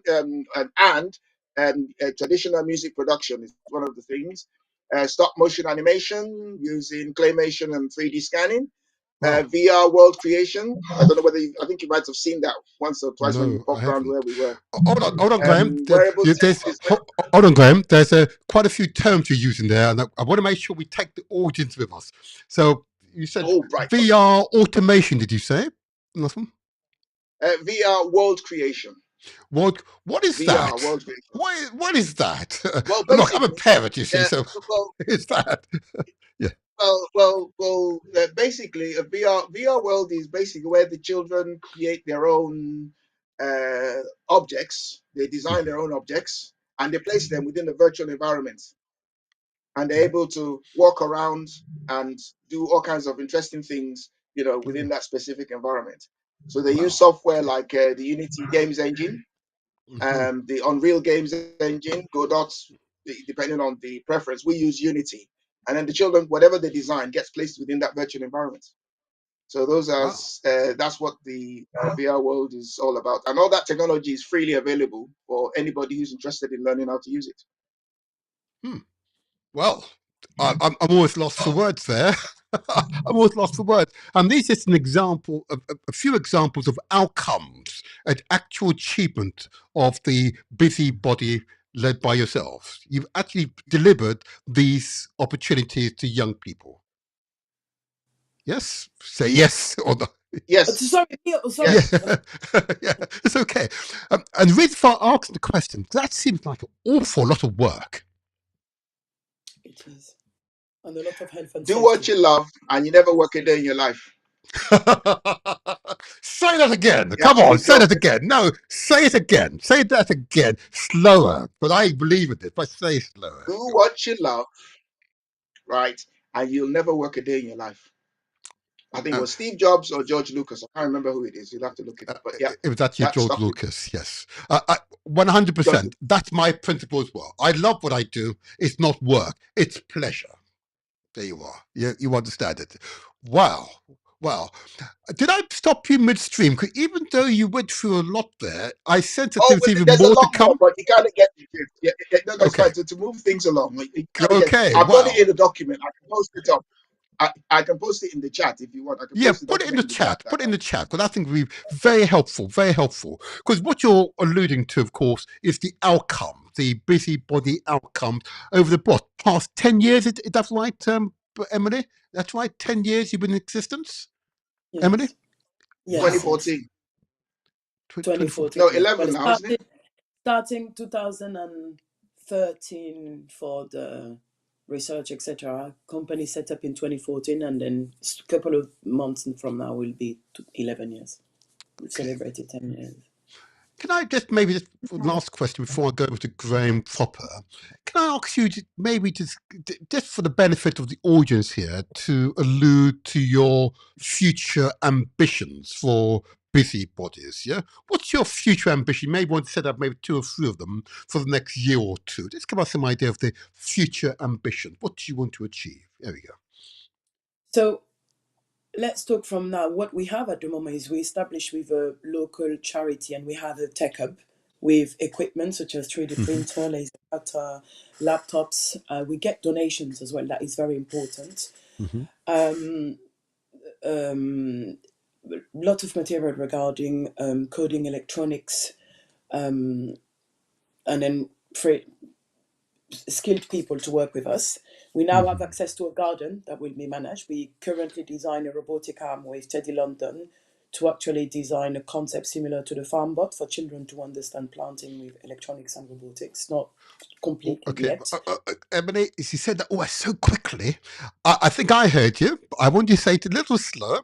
You said you now have a Okay, garden with an electronic arm and arm gardening now, and you mentioned Teddy okay. London. What's Teddy So, London? okay, so Yes. so we've through the years, with what we have now, we've worked with quite a lot of collaborators and partners. The number Yes. one is Fab Foundation UK. They've now kind of offered their equipment to us for the purpose of the community to actually access outside and extracurricular education in STEM. Right. So these are enrichment classes for all intents and purposes. These are. Yeah, go ahead. It's a platform. We're not Mhm. focusing on just after school activities. Okay. Yes. We've got STEM holiday camps. We've got pop-up workshops. We provide services. Hmm. We are in libraries every now and Hmm. then, festivals, Wow. etc., etc. Black History Month, for Yes. example, is one of the Yes. only events we celebrate because we showcase similarities, bring people together, and then science and craft is heavily part of it, for example. I understand. Um, And you mentioned the garden. I did want to go back to the garden. I wasn't quite yeah, understood. so You said you have a so garden and you got an so arm of some kind. so Yes. through the years, we've Hmm. built. So what we're trying to do was to build assets for the company, which is for the community. And at Yes. the moment, we've got an agreement with a local charity, the Dockland Settlement, to actually use their garden Okay. for education. So it's becoming a sensory garden for vulnerable people. One Right. aspect of it would be to actually teach planting. I think there are enough places for growing and etc. But showing the process isn't everywhere, which is what the schools are the children are challenging and facing in schools. There's Green tech. so many Yeah. challenges that they struggle to actually show processes. So the idea Right. is for us to actually show processes. You have to do it and do it and do it again in order to Right. succeed and exceed in it. So Okay. with couple of students from Teddy London, the University of Engineering in Right. That's what it means. Right. Okay. Yeah. we've actually offered the time to support their students to actually I think it was one of the exams that they had to do to put Right. in place one of an idea that we've had, and also for them to work with the young people coming to our session. And they've managed to create two things for us. One is, first, they've built a robotic arm because we were really interested to develop. We are really interested to develop science projects such as Graham, please help me the with the fish and etc. That's The similar to what fish. Hydroponics. hydroponics, etc. Okay. One project that I was very eager to do for the young people to understand is them to develop coding skills, but to put them in practice directly. And for this was the farm bot kind of system, and would be to use robotics with a robotic arm using an Right. app to actually understand the process of planting and not growing food. So So, forgive me. Are you using the robotic Maintaining the arm? process. Sorry. Say again. Maintaining the process, understanding the process, and maintaining maintaining yeah, the resources using technology.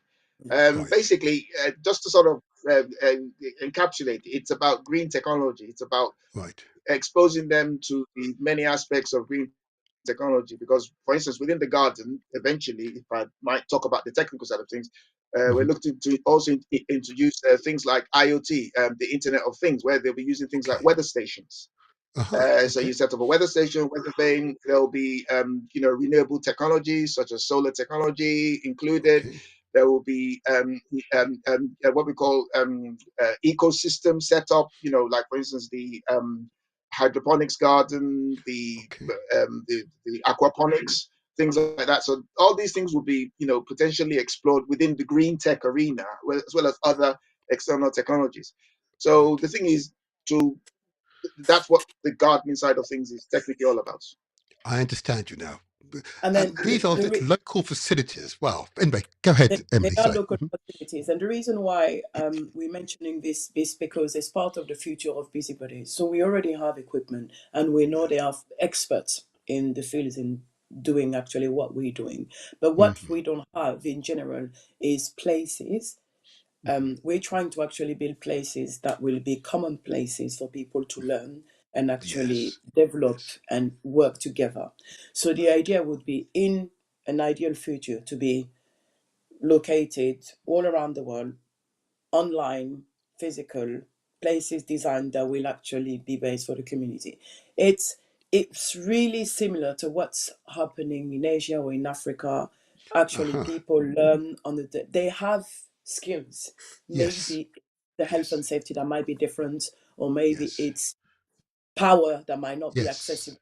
It's actually Yes. how you put things together in order for people to make use of it in order to move forward, really. So Brilliant. in an ideal world would be for us to actually have contracts all around the world. But if we start with the UK, it would be for this to be accepted by local authorities in general to support children's education, especially key stage 1 and 2, because Right. and the children with special needs. Just because if the schools don't have the capacity, unfortunately, due to budget cuts, as we all know, Yes. linking up with groups like us will help them to actually support children's education, families' creativities working together, and preparing children in the future, especially that is a world dominated by tech. So they won't have Absolutely. the choice. Absolutely. A Basically, bright Absolutely. future too. It's a very bright exactly. future. Yes, I get We that. work with children under the age of 10 doing art with AI. And for this, what you need to be able to have vocabulary in order to add in this. I think this part of prompt, Graham, if I'm right. Yes. Yes. Graham, Yes, yeah, right? prompt engineering, yeah, yeah. Exactly. So for this, it's reading, it's English. How do we move forward? And I said earlier that I Yeah, had it language back. motivates them. It's a motivator. Yeah, to get them to learn keywords, let them to type, get them, engaging with the technology in the right way. You'd be Yes. surprised how Yes. many times we've had a session where kids have come for one session and then they've come for 3, 4 sessions in, and you notice that their typing is a lot more improved because they're able to actually get something out there. Oh, have you seen that prompt? Oh, have you seen that picture? Oh, but that's not the point. The point is their typing skills has improved. That's Yeah, you, right. you know, Yes. I'll add it. Yeah, yeah. So that's obviously one way of using technology. That's what I keep saying about community. The community element doesn't focus on the box ticking that happens within the school environment. Don't get me wrong. Yeah. Teachers, I have the greatest respect for teachers in terms of what they do. But one of the approaches with the community is that things are a lot more easily segued to be able to do Yes. certain things. And Yes. that, for instance, Yes. is one of the examples. Yes. Okay. Thank you for that, and that's very helpful. It does sort of set out the sort of the future. What you're fundamentally saying is that you want to encourage local authorities to establish similar organisations in their localities, and you want to network with those facilities so that there can be cross fertilization, a sharing of resources, and you can gain economies of scale as well. Yeah. So that's the strategic thinking that delivers at the local level. Facilities, facilities, yes. Yes, it's the facilities that are facilities. critical. Yes, thank you for Yes. that, Emily. You've really set out an interesting scene. And if we could replicate this across Britain, across Africa and the Caribbean, wouldn't that be tremendous? Wouldn't that be tremendous? And contained in your presentation, of course, is the use of quite a number of acronyms. And I want to first of all, just to help the audience to better understand some of these acronyms. Okay, one acronym, maybe Graham, if I go to you now, one acronym that is repeatedly being used, of course, is STEM and STEAM. Now, I know what a stem of a plant is, and I also know what a steam engine looks like. But you use it in IT. Oh, for heaven's sake. What does that mean? STEM and STEAM. Graham, just explain that to us, first of all. Well, effectively, they're both the Yes. same thing, Oh, okay. but the only difference is one has an extra letter, which I'll explain. The STEM is simply science, technology, engineering, and maths, All all right. Okay. combined together as an acronym.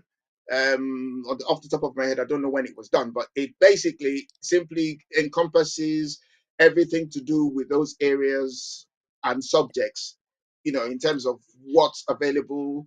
Basically, they just lump them under one roof to say, okay, Okay. if we're talking about developing skills in this, we have to sort of look at it holistically. So science, technology, Mm-hmm. engineering, Mm-hmm. and maths need to be lumped together. But then further Great. along, and I think Ken Robinson was also instrumental in ensuring that that happened, was that they added an A, which stands for arts. Okay. Why? So Why add science, art? technology, engineering. Why add art? Well, Emily can speak. Oh, please, Well, tell Emily, us would you why like to at take that art? You up? see, I've got a slightly older sister to me she graduated in art in central London, and we always argued. We argued about. Forgive me, this sounds a bit ageist now. There's an incident that occurred maybe 20, 30, 40 years ago at I think it was the Tate Gallery or National Gallery, where they purchased a pile of bricks and said that was art. So we argued vehemently. I argued against that, which was a part of bricks. She argued that it was art. Now, so that I think of art in those terms, it can be very abstract or very, in some ways, subjective. Art to you appears to be a part of bricks. So why would you add art to a technology which is very rational, very logical? It has fundamentals to it, whereas art is abstract and has no fundamentals. Tell me, why add art? And I'm going to be honest, I'm not really sure, but Oh, I is it think so calm? There you are. things have evolved. And then if you look at it in Yes. an economic side of it, Okay. a silly thing. I mean, if someone wants to apply for a visa to come to the country to do art, it's part of the economy. On our side, I know Okay. that we use art in order to help the children to be creative and solve problems. So the first thing first that Ah. we give to Okay. children to work with us is a pen and paper. They need to draw a draft. So there are different ways of seeing it. So it makes sense that art, which is also very therapeutic. So if you have a challenge with Okay. children or families or self, when sometimes everyone wants to be a bit quiet. So they have, I Yes. think there are different ways of all seeing it. I don't actually know what's the real reason. What I know is with the time, when you look at it, STEAM is actually everywhere. Cooking is actually part of science. Uh-huh. Uh-huh. Football is part of math. You need to actually Yes. calculate your direction in order to kick and score. So you actually need to have the overall and big picture, but then scale it down, tell us to the needs of the community. And in the community, art is used quite a lot in order to bring people together in cultures and everywhere. So I wouldn't be surprised.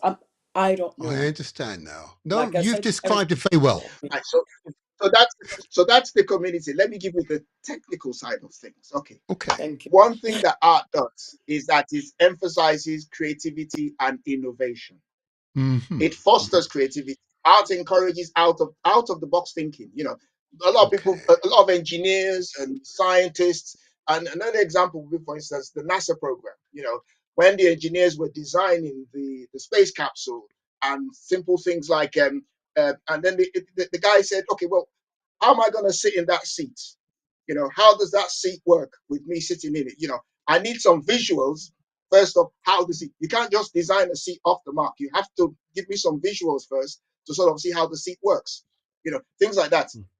It also drives innovation. A lot of groundbreaking technologies such as apps, apps designs, you have to spec them out.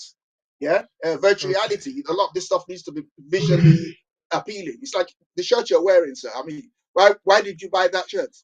I mean, it was technology put together. It's a piece of technology, isn't it? But the thing is, the appeal of you buying that shirt is based on its artistic, and that also reflects the design. If you know what I mean. Also, with young children, what is the first thing they do that they're really good at in terms of being able to segue into other things? They can draw on a Drawing. piece of paper, like what Emily said. They can write stuff. The very first thing we get the kids to do whenever they attend any of our sessions is that we get pen and paper out and get them to draw something. Make them comfortable. Get them working with something that they've been working, and then you segue into whatever else you want to do. So art is an integral part across the board with regards to being an artist originally myself. I studied graphic design, so I understand where you're coming from. And that argument that you had with your sister, I've had with loads of other people across the board. So this argument has been well prepared and been well in place. Can I just say? Yes, of course, Can I Bentley. just Yes, say, yes, the minute you give a pen and paper to someone, is actually you will see their behavior. We see it with the children, and you will get some children say, "No, I don't want to do it." It's very interesting because once they go on the computer and we give them tasks, and they realize themselves that actually they get stuck, they need a visual to actually move forward. They come back and sit and actually do it. And the challenge is with some families so well organized, they don't want pen and paper at home. Some families very creative, they don't have pen and paper at home. So our place is a place where you learn. You need to understand and value the material and the people who are there for you. Because what we do is quite unique. Nobody does it, especially in a sense that we make it accessible. And it's in a broad way, it's accessible. So when you think about these things, when people talk about digital inclusion, to us it's easy to say those two words and say, oh, we want to do digital inclusion. We also do digital inclusion. Graham mentioned it earlier. In order for you to understand and master the tools, you need to be able to use step by step and organic equipment that we give you. Turning on a laptop and turning off a laptop. Children don't do this. They close the laptop, that's it. You need to teach them organically and gradually how to actually, lucky they are to have access to this, but to also give them access to it. And bearing in mind that we're working with children with different abilities. Autism is becoming higher and higher, and we have parents, unfortunately, who don't access opportunities for their children. They come to us, and actually it works. It works very well, even with high autism. Sometimes it's only that we need to be able to work with them in a different way. So my team is just amazing because they are the one working with them. I only communicate with the parents, we have to be honest. So I hear you. I hear you. And much of what you described so far is really aimed at parents and guardians, so that they are yes. understanding the importance of these types of facilities that you've established. And I'm going to give a big shout out to all the mothers and fathers, the guardians, the grandmothers and grandfathers, the uncles and aunties who support children. As we know, the proverb is, it takes a village to grow a child. Yeah. Absolutely. And this message is for you to take advantage of the facilities such as this, as Busybodies has created. Yeah. It is really, really important. If I may, just to move us along a bit in terms of my questions for you, and maybe Graham, is the future of Africa and the Caribbean technological? Or is it that they should really Indubitably, focus on? as you Okay. said, I think you might fairly indubitably, yes, it is. The Explain why. just Yeah, as the explain why. internet, Hmm. just as the internet has Hmm. made the whole world a global village, Okay. technology, the path and the route to uh, progress for any everybody, for instance, under 40 Yeah. is to basically embrace technology. And Okay. in order to do that, I think it's important that um, people and all stakeholders, both public and private sector, step up and basically take it seriously in terms of it moving forward. I think that's the key thing. It's very bright. Hmm. There's no two ways about it. Okay. If you were, So, is there anything specific? I mean, the specifics of it is simply the fact that uh, you know, the key industries such as healthcare, okay. agriculture, finance, are being upgraded. They're changing. The job specs are changing. So it's important, for instance, that even if currently right now there will be a status quo in terms of the job market and how things are positioned for Mhm. children or the next generation, or is it Gen Alpha now? They need to start thinking Yes. about gaining skills within technology. They need to start creating Yes. opportunities and avenues for these kids to be able to access these technologies. Yes. So there is a big, bright future. It's just that people need to start taking it seriously and doing what's Mm. needed doing.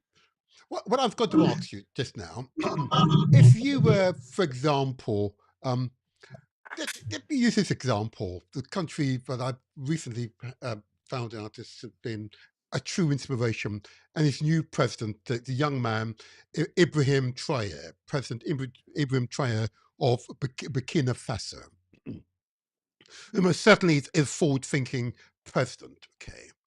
If you were the president of a nation, let's say Burkina Faso, you could choose it your own country, doesn't matter. Okay. How would you, or what recommendations would you give to those within the country, and indeed to the wider African Caribbean countries, to implement STEM or STEAM curriculum successfully? What would be your recommendation for them to implement it correctly? What would be your recommendation? I know it's a big Right. Okay. question, So but they are there. listening. I'm assuring Yeah, you they it's a are big question, listening. and I was well prepared for it. So there are Okay. like Okay. there are 9 steps. There are 9 steps that I think I've sort of hit upon. The first one is Okay. a community-driven effort directly for schools, not Aha. necessarily for higher education, but for schools in general. Okay, I'll come back to that. Number 2 is Mm. establishing local maker spaces and innovation hubs. That's very important. Like Number 3, developing. busybodies. Yes. Yes. Yes. Mhm. Yes, like busybodies. Yes, Uh-huh. like busybodies, like Peckham levels, places like that. The hubs where things can. Um, Yep. sorry, one sec. Let me quickly. Uh, sorry, let me go back to what I was doing. So where was I? Number 3. Yeah. Yes. Three. Yes. Yeah. Okay. Yes. No, so number 3. Okay. Developing business ecosystems. The a lot of issues surrounding the development and delivery of this because the left doesn't know what the right is doing, the up doesn't know what the down is doing. So if you develop an ecosystem, I've got a laser cutter, I've got a Mhm. 3D printer, I've got this. All right, let's collaborate together. Okay, I need overcapacity for what I mean. No, that's it. So developing an ecosystem. Number 4, renewable energy, not enemy, renewable energy solutions for local areas. You know, get solar tech, renewables, wind farm, all these things are part of STEAM and STEM, are part of STEAM in the sense that Mhm. getting people to understand how technology works, this could be part of the process in terms of what these Mhm. locations. Mhm. Number 5, upskilling locals in STEAM and Industry 4.0 and 5.0 technologies. Oh, Now, what does that mean? industry, What does that mean? What does that right, mean? right, industry 4.0, right, industry, right, upskills is skills, that's the skills in general. But the thing is, local manufacturer, local manufacturing using new technologies, right? With the advent of Industry 4.0, which I will encourage people to sort of look up, and if I'll try and dig out some links to that, and Industry 5.0, is that there's been an evolution of technology from the 1700s all the way up to where we are right now. Currently, we're in Industry 5.0, but like I said, we're not going I to. see. Now, in order to be able to enhance those technologies or get access to those technologies, people need to create the environment to be able to. So that allows people, for instance, to create smart factories. Whereby Right. we know the cost of producing anything costs astronomically or whatever it is. But the point is, with smart factories, obviously the initial cost, like solar technology, will be very expensive, but the manufacture can be very, very, very cheap using smart technologies. You can have a room full of technology where it's only robots manufacturing or processing whatever it is. And the fact that most of these processes are modular can repurpose it to do different things. Like, for instance, one of the ideas that they had in mind was, for instance, somebody who works with wire, who works manufacturing with wire. They could repurpose whatever they're doing to create hangers, and then they can repurpose that to create springs. So the things with this, and the thing is, if these factories are set up within, and we're not just talking about manufacturing, we're talking about in agriculture, Industry 4.0 technology can manage a lot of things, even across the world, to build it. So if they start thinking about engaging with these technologies, and Industry 5.0 simply adds on AI, which is going to make things a lot more easy.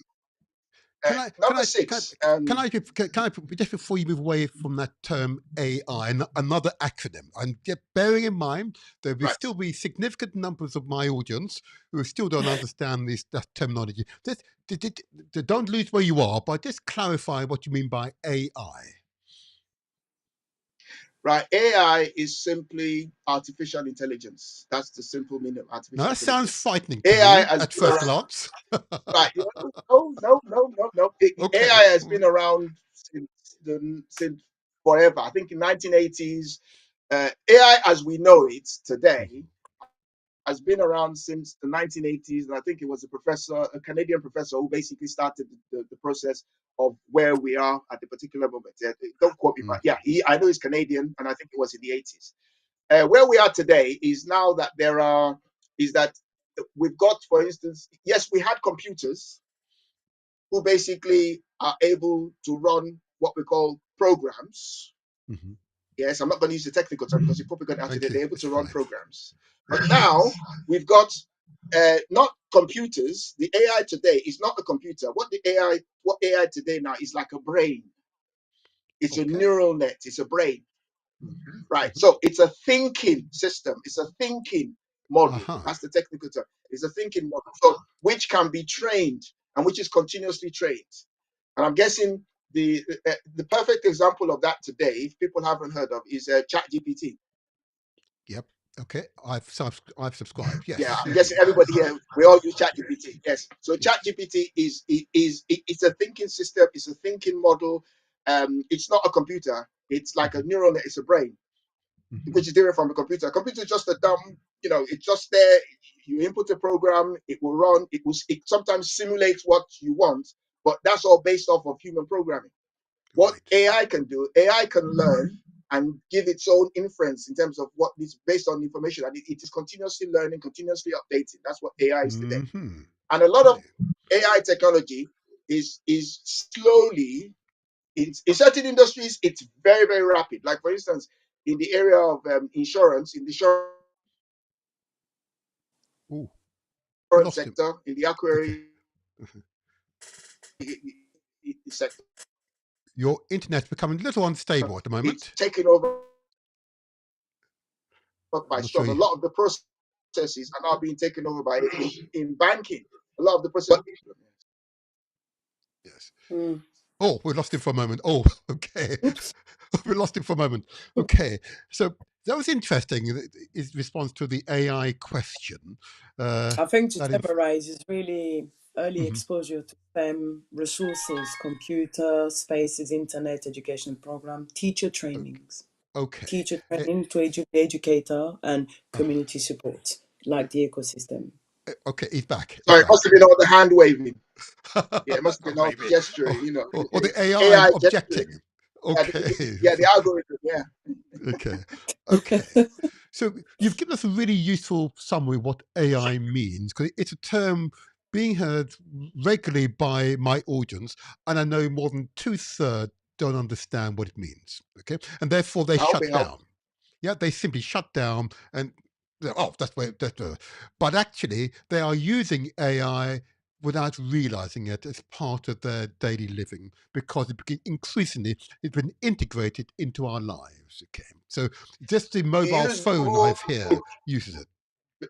But if you use Google anytime since 2023, you're using AI. Yes, that's it. Well said. Well said. I'm going to now just keep moving you forward because you're on your Right. fifth Oh, number six. recommendation. Right. Number You said six. Yeah. upskilling and upskilling. What's your next? Upskilling upskilling locals Yes. in STEAM and Industry 4.0 and 5.0 Yep. technologies. Got that. Number Yes. six, harnessing diaspora expertise and networks. That's very important. Oh, okay. Mm. Harnessing the diaspora Say expertise more and about networks. that. Say You more can't about do it that, alone. please. Yep. Uh-huh. Right. Okay.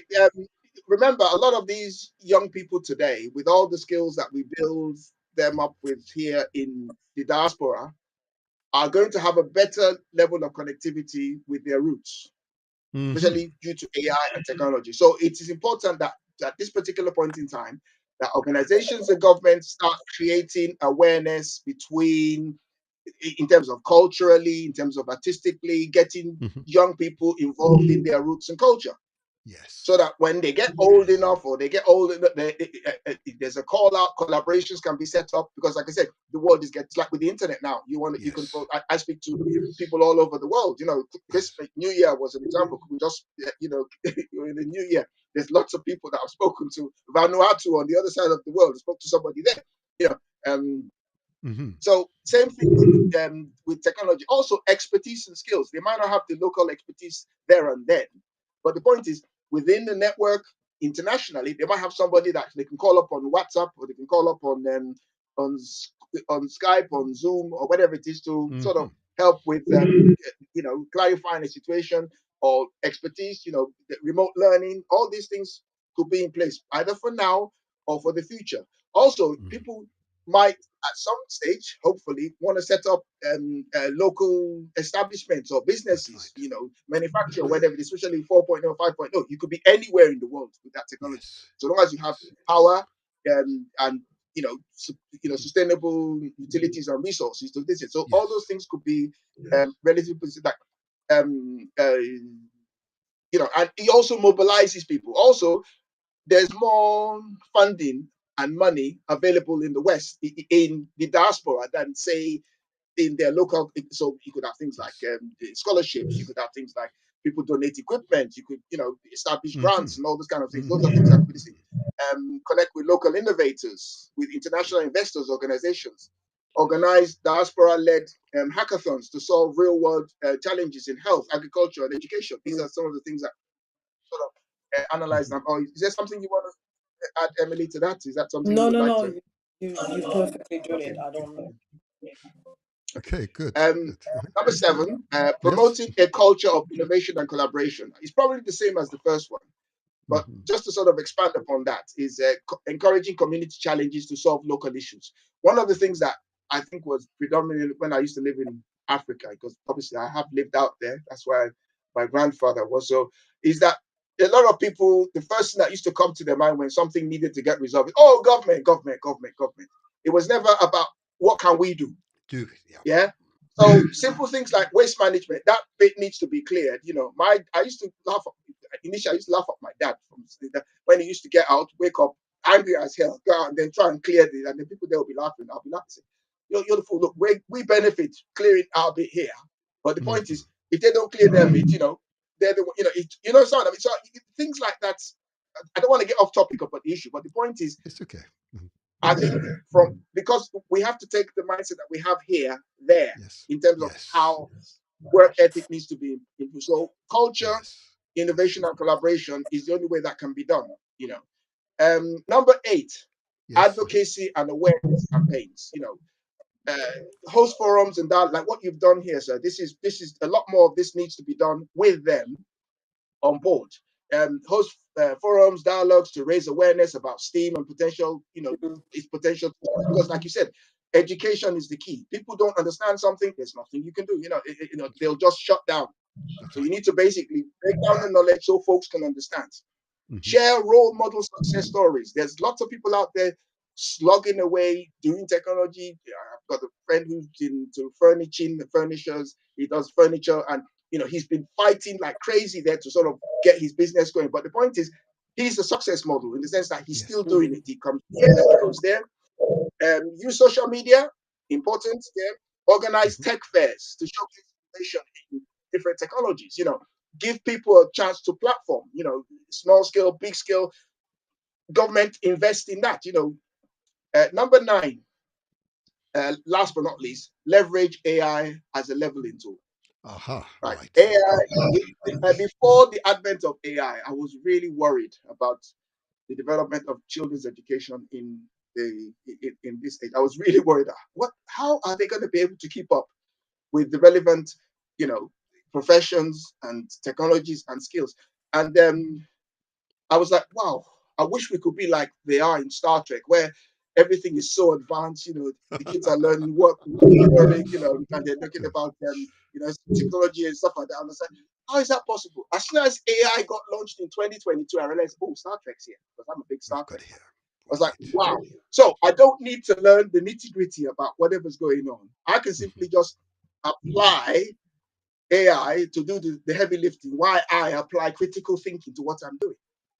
Creative thinking. One of Yes. the yeah, you're able to apply exactly, because that's what's going to happen now, especially with education. It's like in the formal sector, they're trying to work out how to implement AI because it's out of the box now. Kids are using AI. That's right. So they're having to segue now and change the dynamic of what you get the kids to, you test the kids on. So there's a lot of information available now. It's now to analyze it with critical thinking. Yes, sir. It's now to apply it to create a solution. Wow. For anybody looking online now, it's very easy to come up with a solution. Also, learning has become a lot easier. I'll give you an example. You mentioned earlier that it was very, very, I concur with you that it's very hard, especially the older you get, to keep the knowledge in here. It goes on here.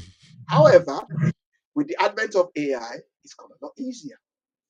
Also, writing reports or writing any documentation or thinking or analyzing anything, right? It's a lot easier now with AI, because that's another thing I was worried about. How am I going to keep up with Emily and others when they, do stuff? Yeah. So AI makes a big difference as far as that is concerned. I can tell you how many programming Udemy courses I've bought that I've just been sitting there. I've not touched because I haven't had the time to follow. I've gone through it once. I'm like, I've forgotten it. Now with AI, I can get AI to do the heavy lifting, to write the code for me. And all I just do is just review what's there. So agreed. That's so just to sort of recap the 9. I'll just sort of read them out. That's okay. Community-driven efforts for schools, number 1. Yes. Establishing local maker spaces and innovation hubs. Yes. Developing business ecosystems. Yes. Renewable energy solutions for local areas. Upskilling locals. Oh, we lost him. Technology, we can't prevent it. And he's the This is IT man, you see. Yeah, no, it's Yes. just to show you that you can't technology still needs the man, Absolutely. the Absolutely. human. Oh, here he comes. Here we go. I'll put him back in again very quickly. I like this. Oh, he's here. Yeah, sorry, I don't know what's happened there. Okay, I was number 5. Was that number 5? Yeah, number 5. Yes. Okay, number 6. Harnessing diaspora expertise and networks. Number 7, promoting a culture of innovation and collaboration. Yeah. Yes. Number 8. Advocacy and awareness. And then number 9, leveraging AI. Beautifully said. Beautifully said. I know there are quite a number of our audience who are in a position to implement your recommendations, and I know they may wish to reach out to you. Okay, so I'm assuming that. I'll post it in the chat. I'll post it in Thank the you. chat. Thank you. If Can you I would. add something? Of course. I think with everything that Graham said, and trust me, we could share so many things, because so many things happened in 10 years in terms of who we've worked with, what we found out, skills, places, people. There is a lot. But what I would like the parents to actually take away today is education is for everybody, but it's beyond school education. It's beyond even self-interest. It's really, I would even say it's self-guard. I think AI actually was a hit to education, especially universities. People are scared, thinking that technology will take over. I still think that technology needs the human to manage it. This is what I think. Yes. But in order to be part of this, this is where you play your part. You actually need to be aware and in advance, actually, of whatever will happen in the future. It touches everything, and Grant mentioned it: healthcare, businesses, education, even social, even Yes, it social. does. Yes. Even so, without dating apps today, some people would not meet. Do you have meetings online? Every is touching everything. So I think really what parents needs to understand is, even though it takes a village to raise a child, we need also to have the tools. The tools are Yes. there nowadays. Everything, that a lot of things are accessible and for free. The software that Graham uses to actually Yeah, work and advise groups like me, they're actually free. free. Nowadays, you can Yes. get so there are things, and there are so many groups that are willing to support families by giving equipment. The council can help as well with accessing internet. So there are ways of actually putting yourself in a mindset as well to say, okay, I'm going to actually have a side where I'm going to learn, train myself. And we're talking here only about parents to understand the Yes. way to actually guide their children, Yes. because Thank you. no one and nobody will do it for them. Everybody's going through rough times at the moment around the world, and the best way is to actually keep up with. And I'm not saying to they should love technology or they should love art or they should love science, but at least to understand. Okay. At least it's very important. I think that's very well said, because it's if there's a lesson I've learned in this business is that where you have attentive, involved parents, okay, you tend to have children who are inquisitive and are almost natural achievers, because the parents are activating that what is natural innate human ability to be inquisitive, to learn, and indeed to resolve problems, to find solution to issues, and what you're identifying is that parents can be that catalyst for change, genuine catalyst for change. And I think that's so well said. So thank you for that. That's really well said. We're now drawing into a close. First of all, I'm going to invite Graham. What will be your closing message to my broad UK and international audience who are understanding that the technological revolution, they're living through it now, but what would be your key message to them as to how they can be a part of that and ensure their children, their grandchildren, those who they're responsible for, are equally a part of that technological change, technological revolution that we're experiencing? I've been waiting for this, and I say this all the time, and I'm guessing Okay. probably it's heard. AI and technologies are not going to replace anybody. Mm. Okay. That's a All right. guarantee. It's not going to replace anybody. Do you know what will replace people who do not adopt AI or technology? Any guesses? Tell us. Very simple. Someone else who does. Ah. Whoever Okay. does Yes. embrace those is the person who will replace the person who doesn't want to use AI, who doesn't want to Mhm, use technology. They're going to be the people who are going to get the jobs. They're going to mhm. be the people that are going to be in those jobs, maintaining whatever system needs to be. They're going to be the folks employed in key sectors or whatever's going on with regards to either utilizing the technology or implementing the technology. And Mhm. just like with the mobile phone, you can live without a mobile phone, but the point is, if somebody's going to work with other people, they'd rather prefer with somebody who had a mobile phone, Mhm. rather than a flip phone or stuff like that. Yes. So it's people will either get, it's you're either going to get kicking and screaming, dragged into using technology, of which a few of us have had to have endure. Like for instance, I only started using a smartphone in 2016. Before that, I was like, nah, my flip's Oh fine because it yes. lasts as long as ever. Yes. And then my Yeah. friend said, he I said, oh, was look, really. take this one just for, this is one I've just used this, and I used it for a month, and I was like, no, I need to get mine. I'm sold. You understand? Okay. So, but then that brings me to one of the points I brought, in the sense that so long as you create awareness, you can Yes. bring people along gradually to, Yes. relate and support technology. or to Can you adopt it, imagine? And He's I telling can't yeah, people to imagine. use technology and he's not using technology. And now I can't tell you WhatsApp groups and pictures and he doesn't stop. Wonderful, wonderful, wonderful. yes. Thank you, Graham. Thank you. That's just truly amazing. A technologist who was reluctant to use a mobile phone. Wow. Oh, yeah, but the kicker there is this. Even Yes. now, I only use technology that applies to what I do. Yeah. Yeah. There's no point having technology just for the sake of technology. It has to be Hmm. functional. Like on my phone, I don't have multiple apps. I only have the apps I need or use. Okay. So there's no Yes. clutter on my phone except for the pictures and the stuff that Emily, yeah, okay, stuff like that. But apps and stuff are to the bare minimum because of the functionality of the device. Certain Hmm. things I prefer to use the computer. So it's about using technology in a smart way, Yes. and Okay. in a smart context.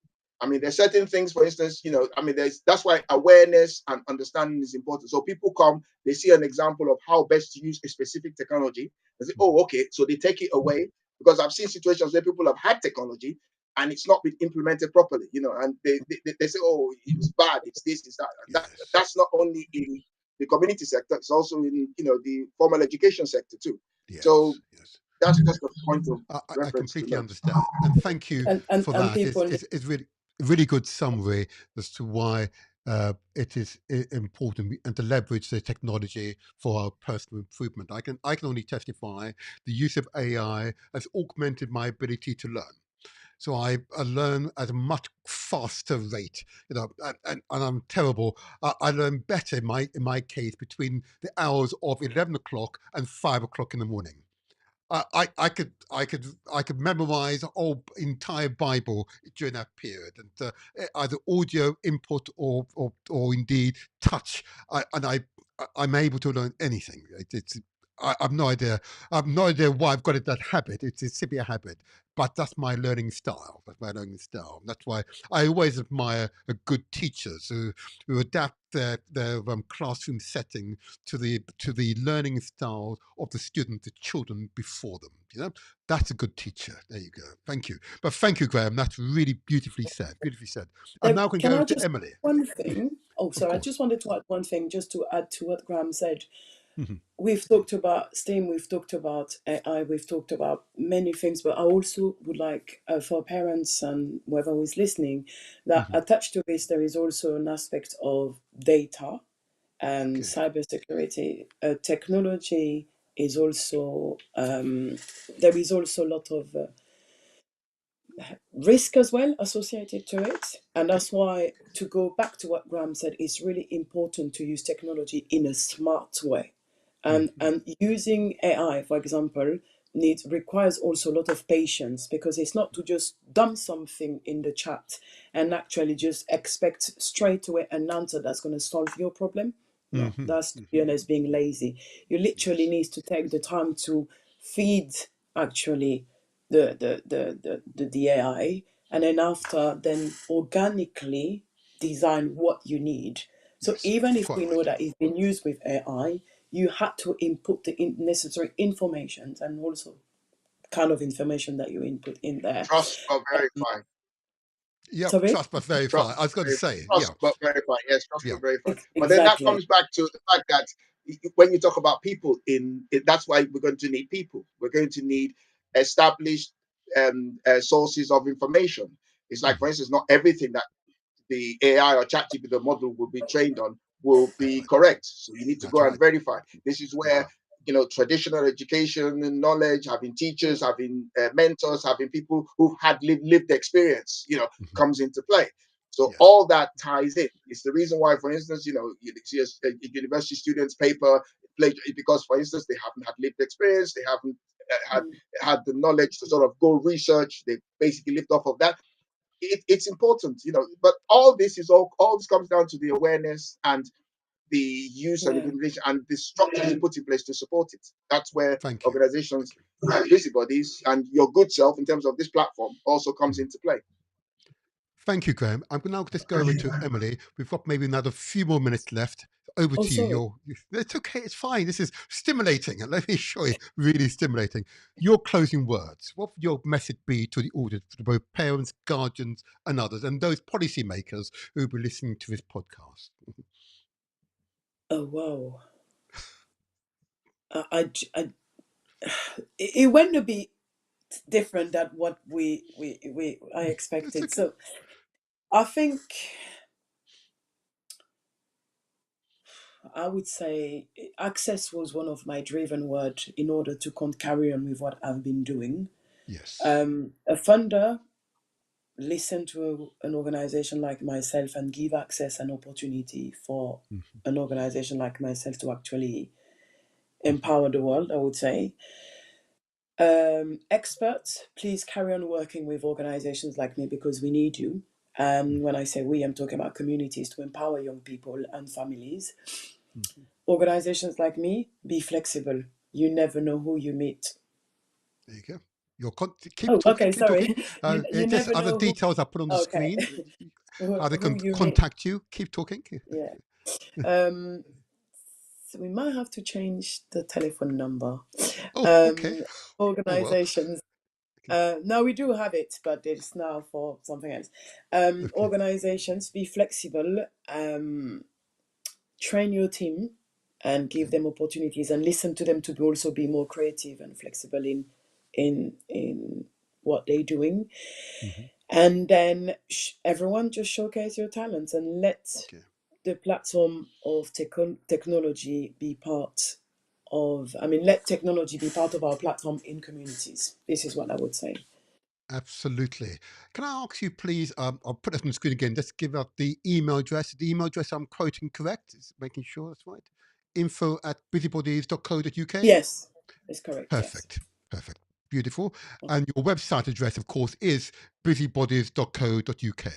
Yes, yes. Good. There you are. So Good, good, when I good. say the number has changed, it's only simply because we have a WhatsApp, because we realized that WhatsApp is easier. Aha. I can share the If you could put that in the chat, and I will in when I then upload the edited version of this podcast, I'll include your contact details and also the WhatsApp number as well. There you are. Okay. That's fine. That's fine.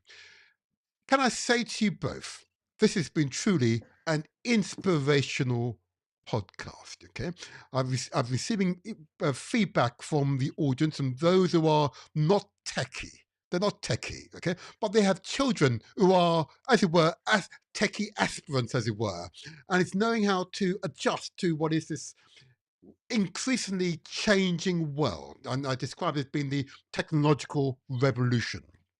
And what you provided is at least some comfort to them that they are giving support to their sons and daughters, their nieces and nephews. But I'm sure they want to reach out to you for that additional support and support you in these endeavors. Okay. And together we will make the difference. And I know that there are countries across Africa and the Caribbean who are now grappling with this issue of how to adjust their national curriculum so it better responds to the jobs of the future, notwithstanding Graham's suggestion that jobs will not, the jobs, not taking away jobs, jobs will change. That's for sure. There's change in the wind, and change is always uncertain for most people. Okay, but that's why organisations like yourself exist to provide that support, both for parents and their children, so that they can better adapt to the ever-changing environment.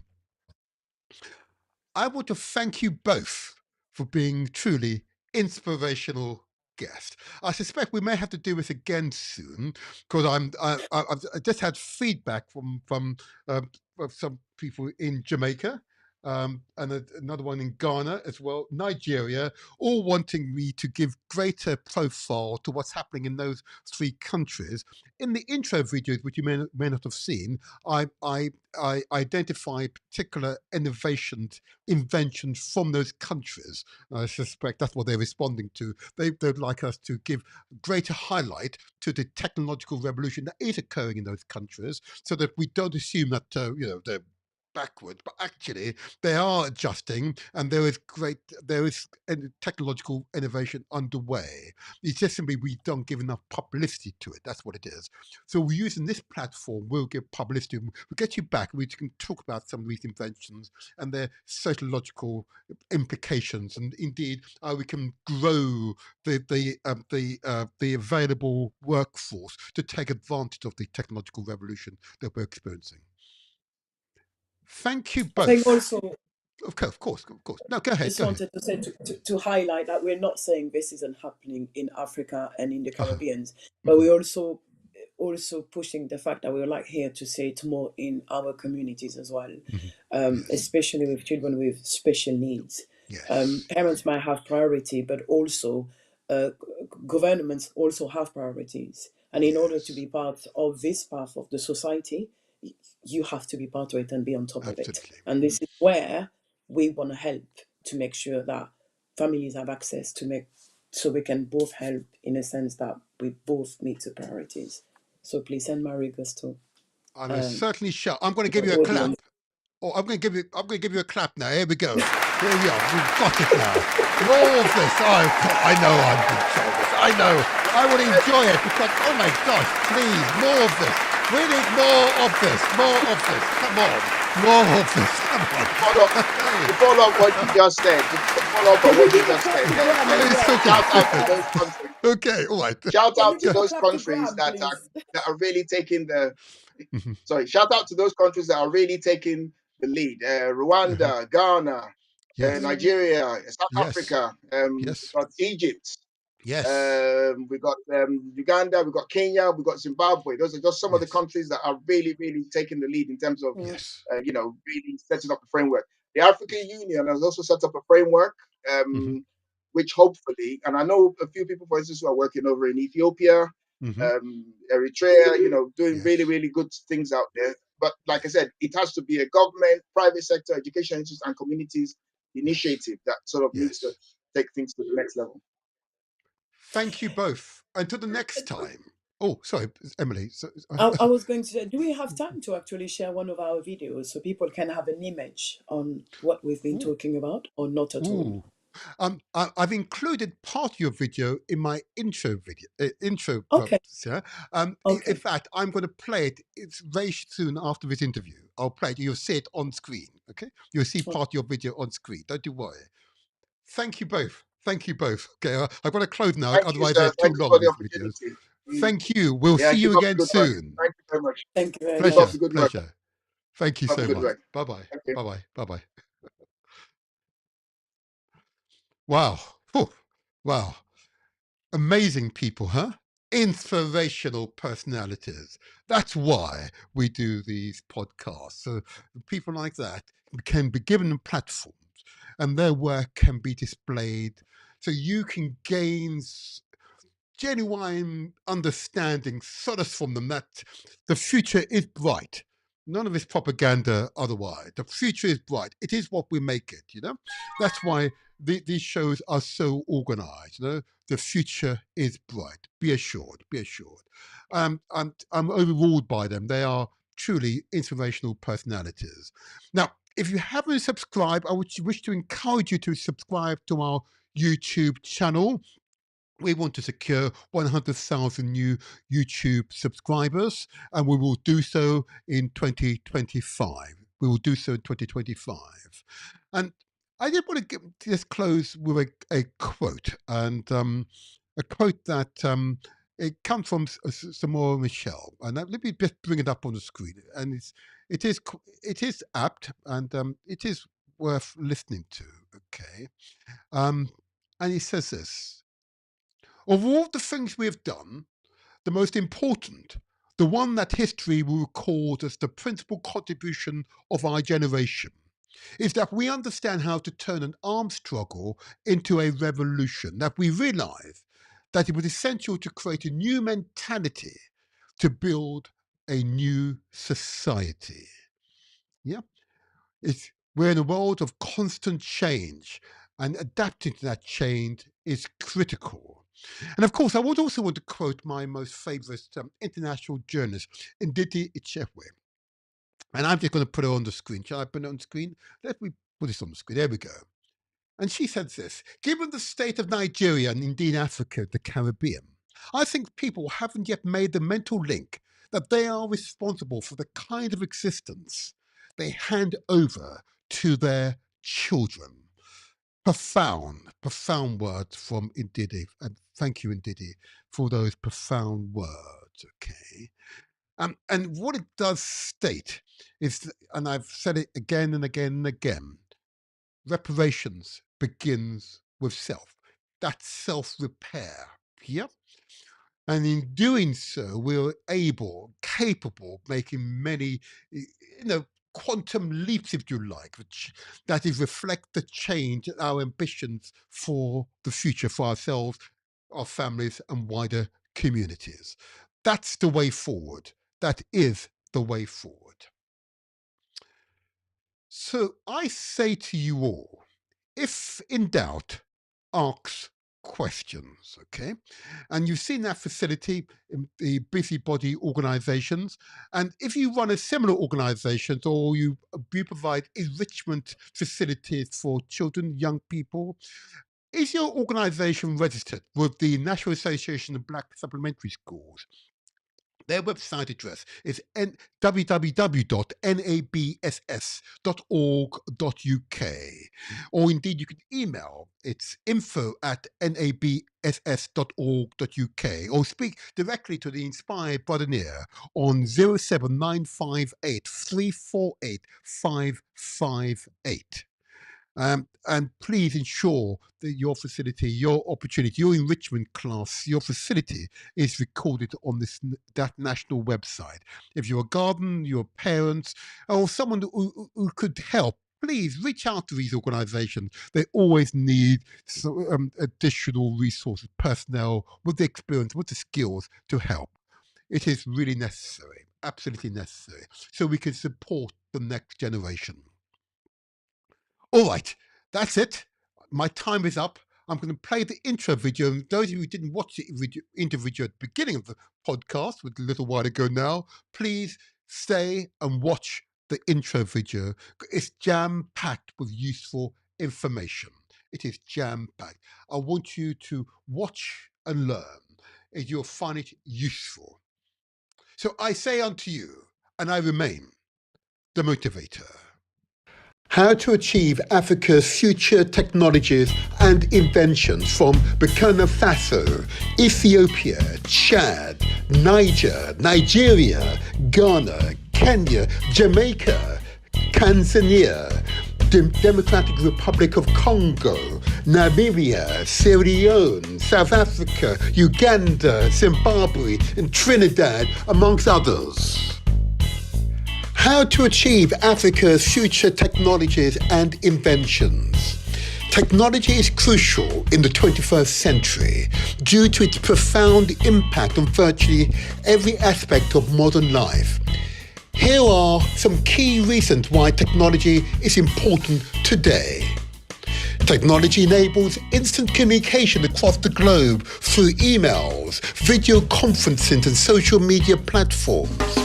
Advanced tools like artificial intelligence, AI, and machine learning accelerate scientific discoveries and product development. Smart home systems, online shopping, and digital entertainment have transformed how people live and work. Emerging technologies like blockchain, AI, and renewable energy create new industries and job opportunities. Automation and data analytics improve productivities and reduces costs in various sectors. E-learning platforms, digital libraries, virtual classrooms make education more accessible and inclusive.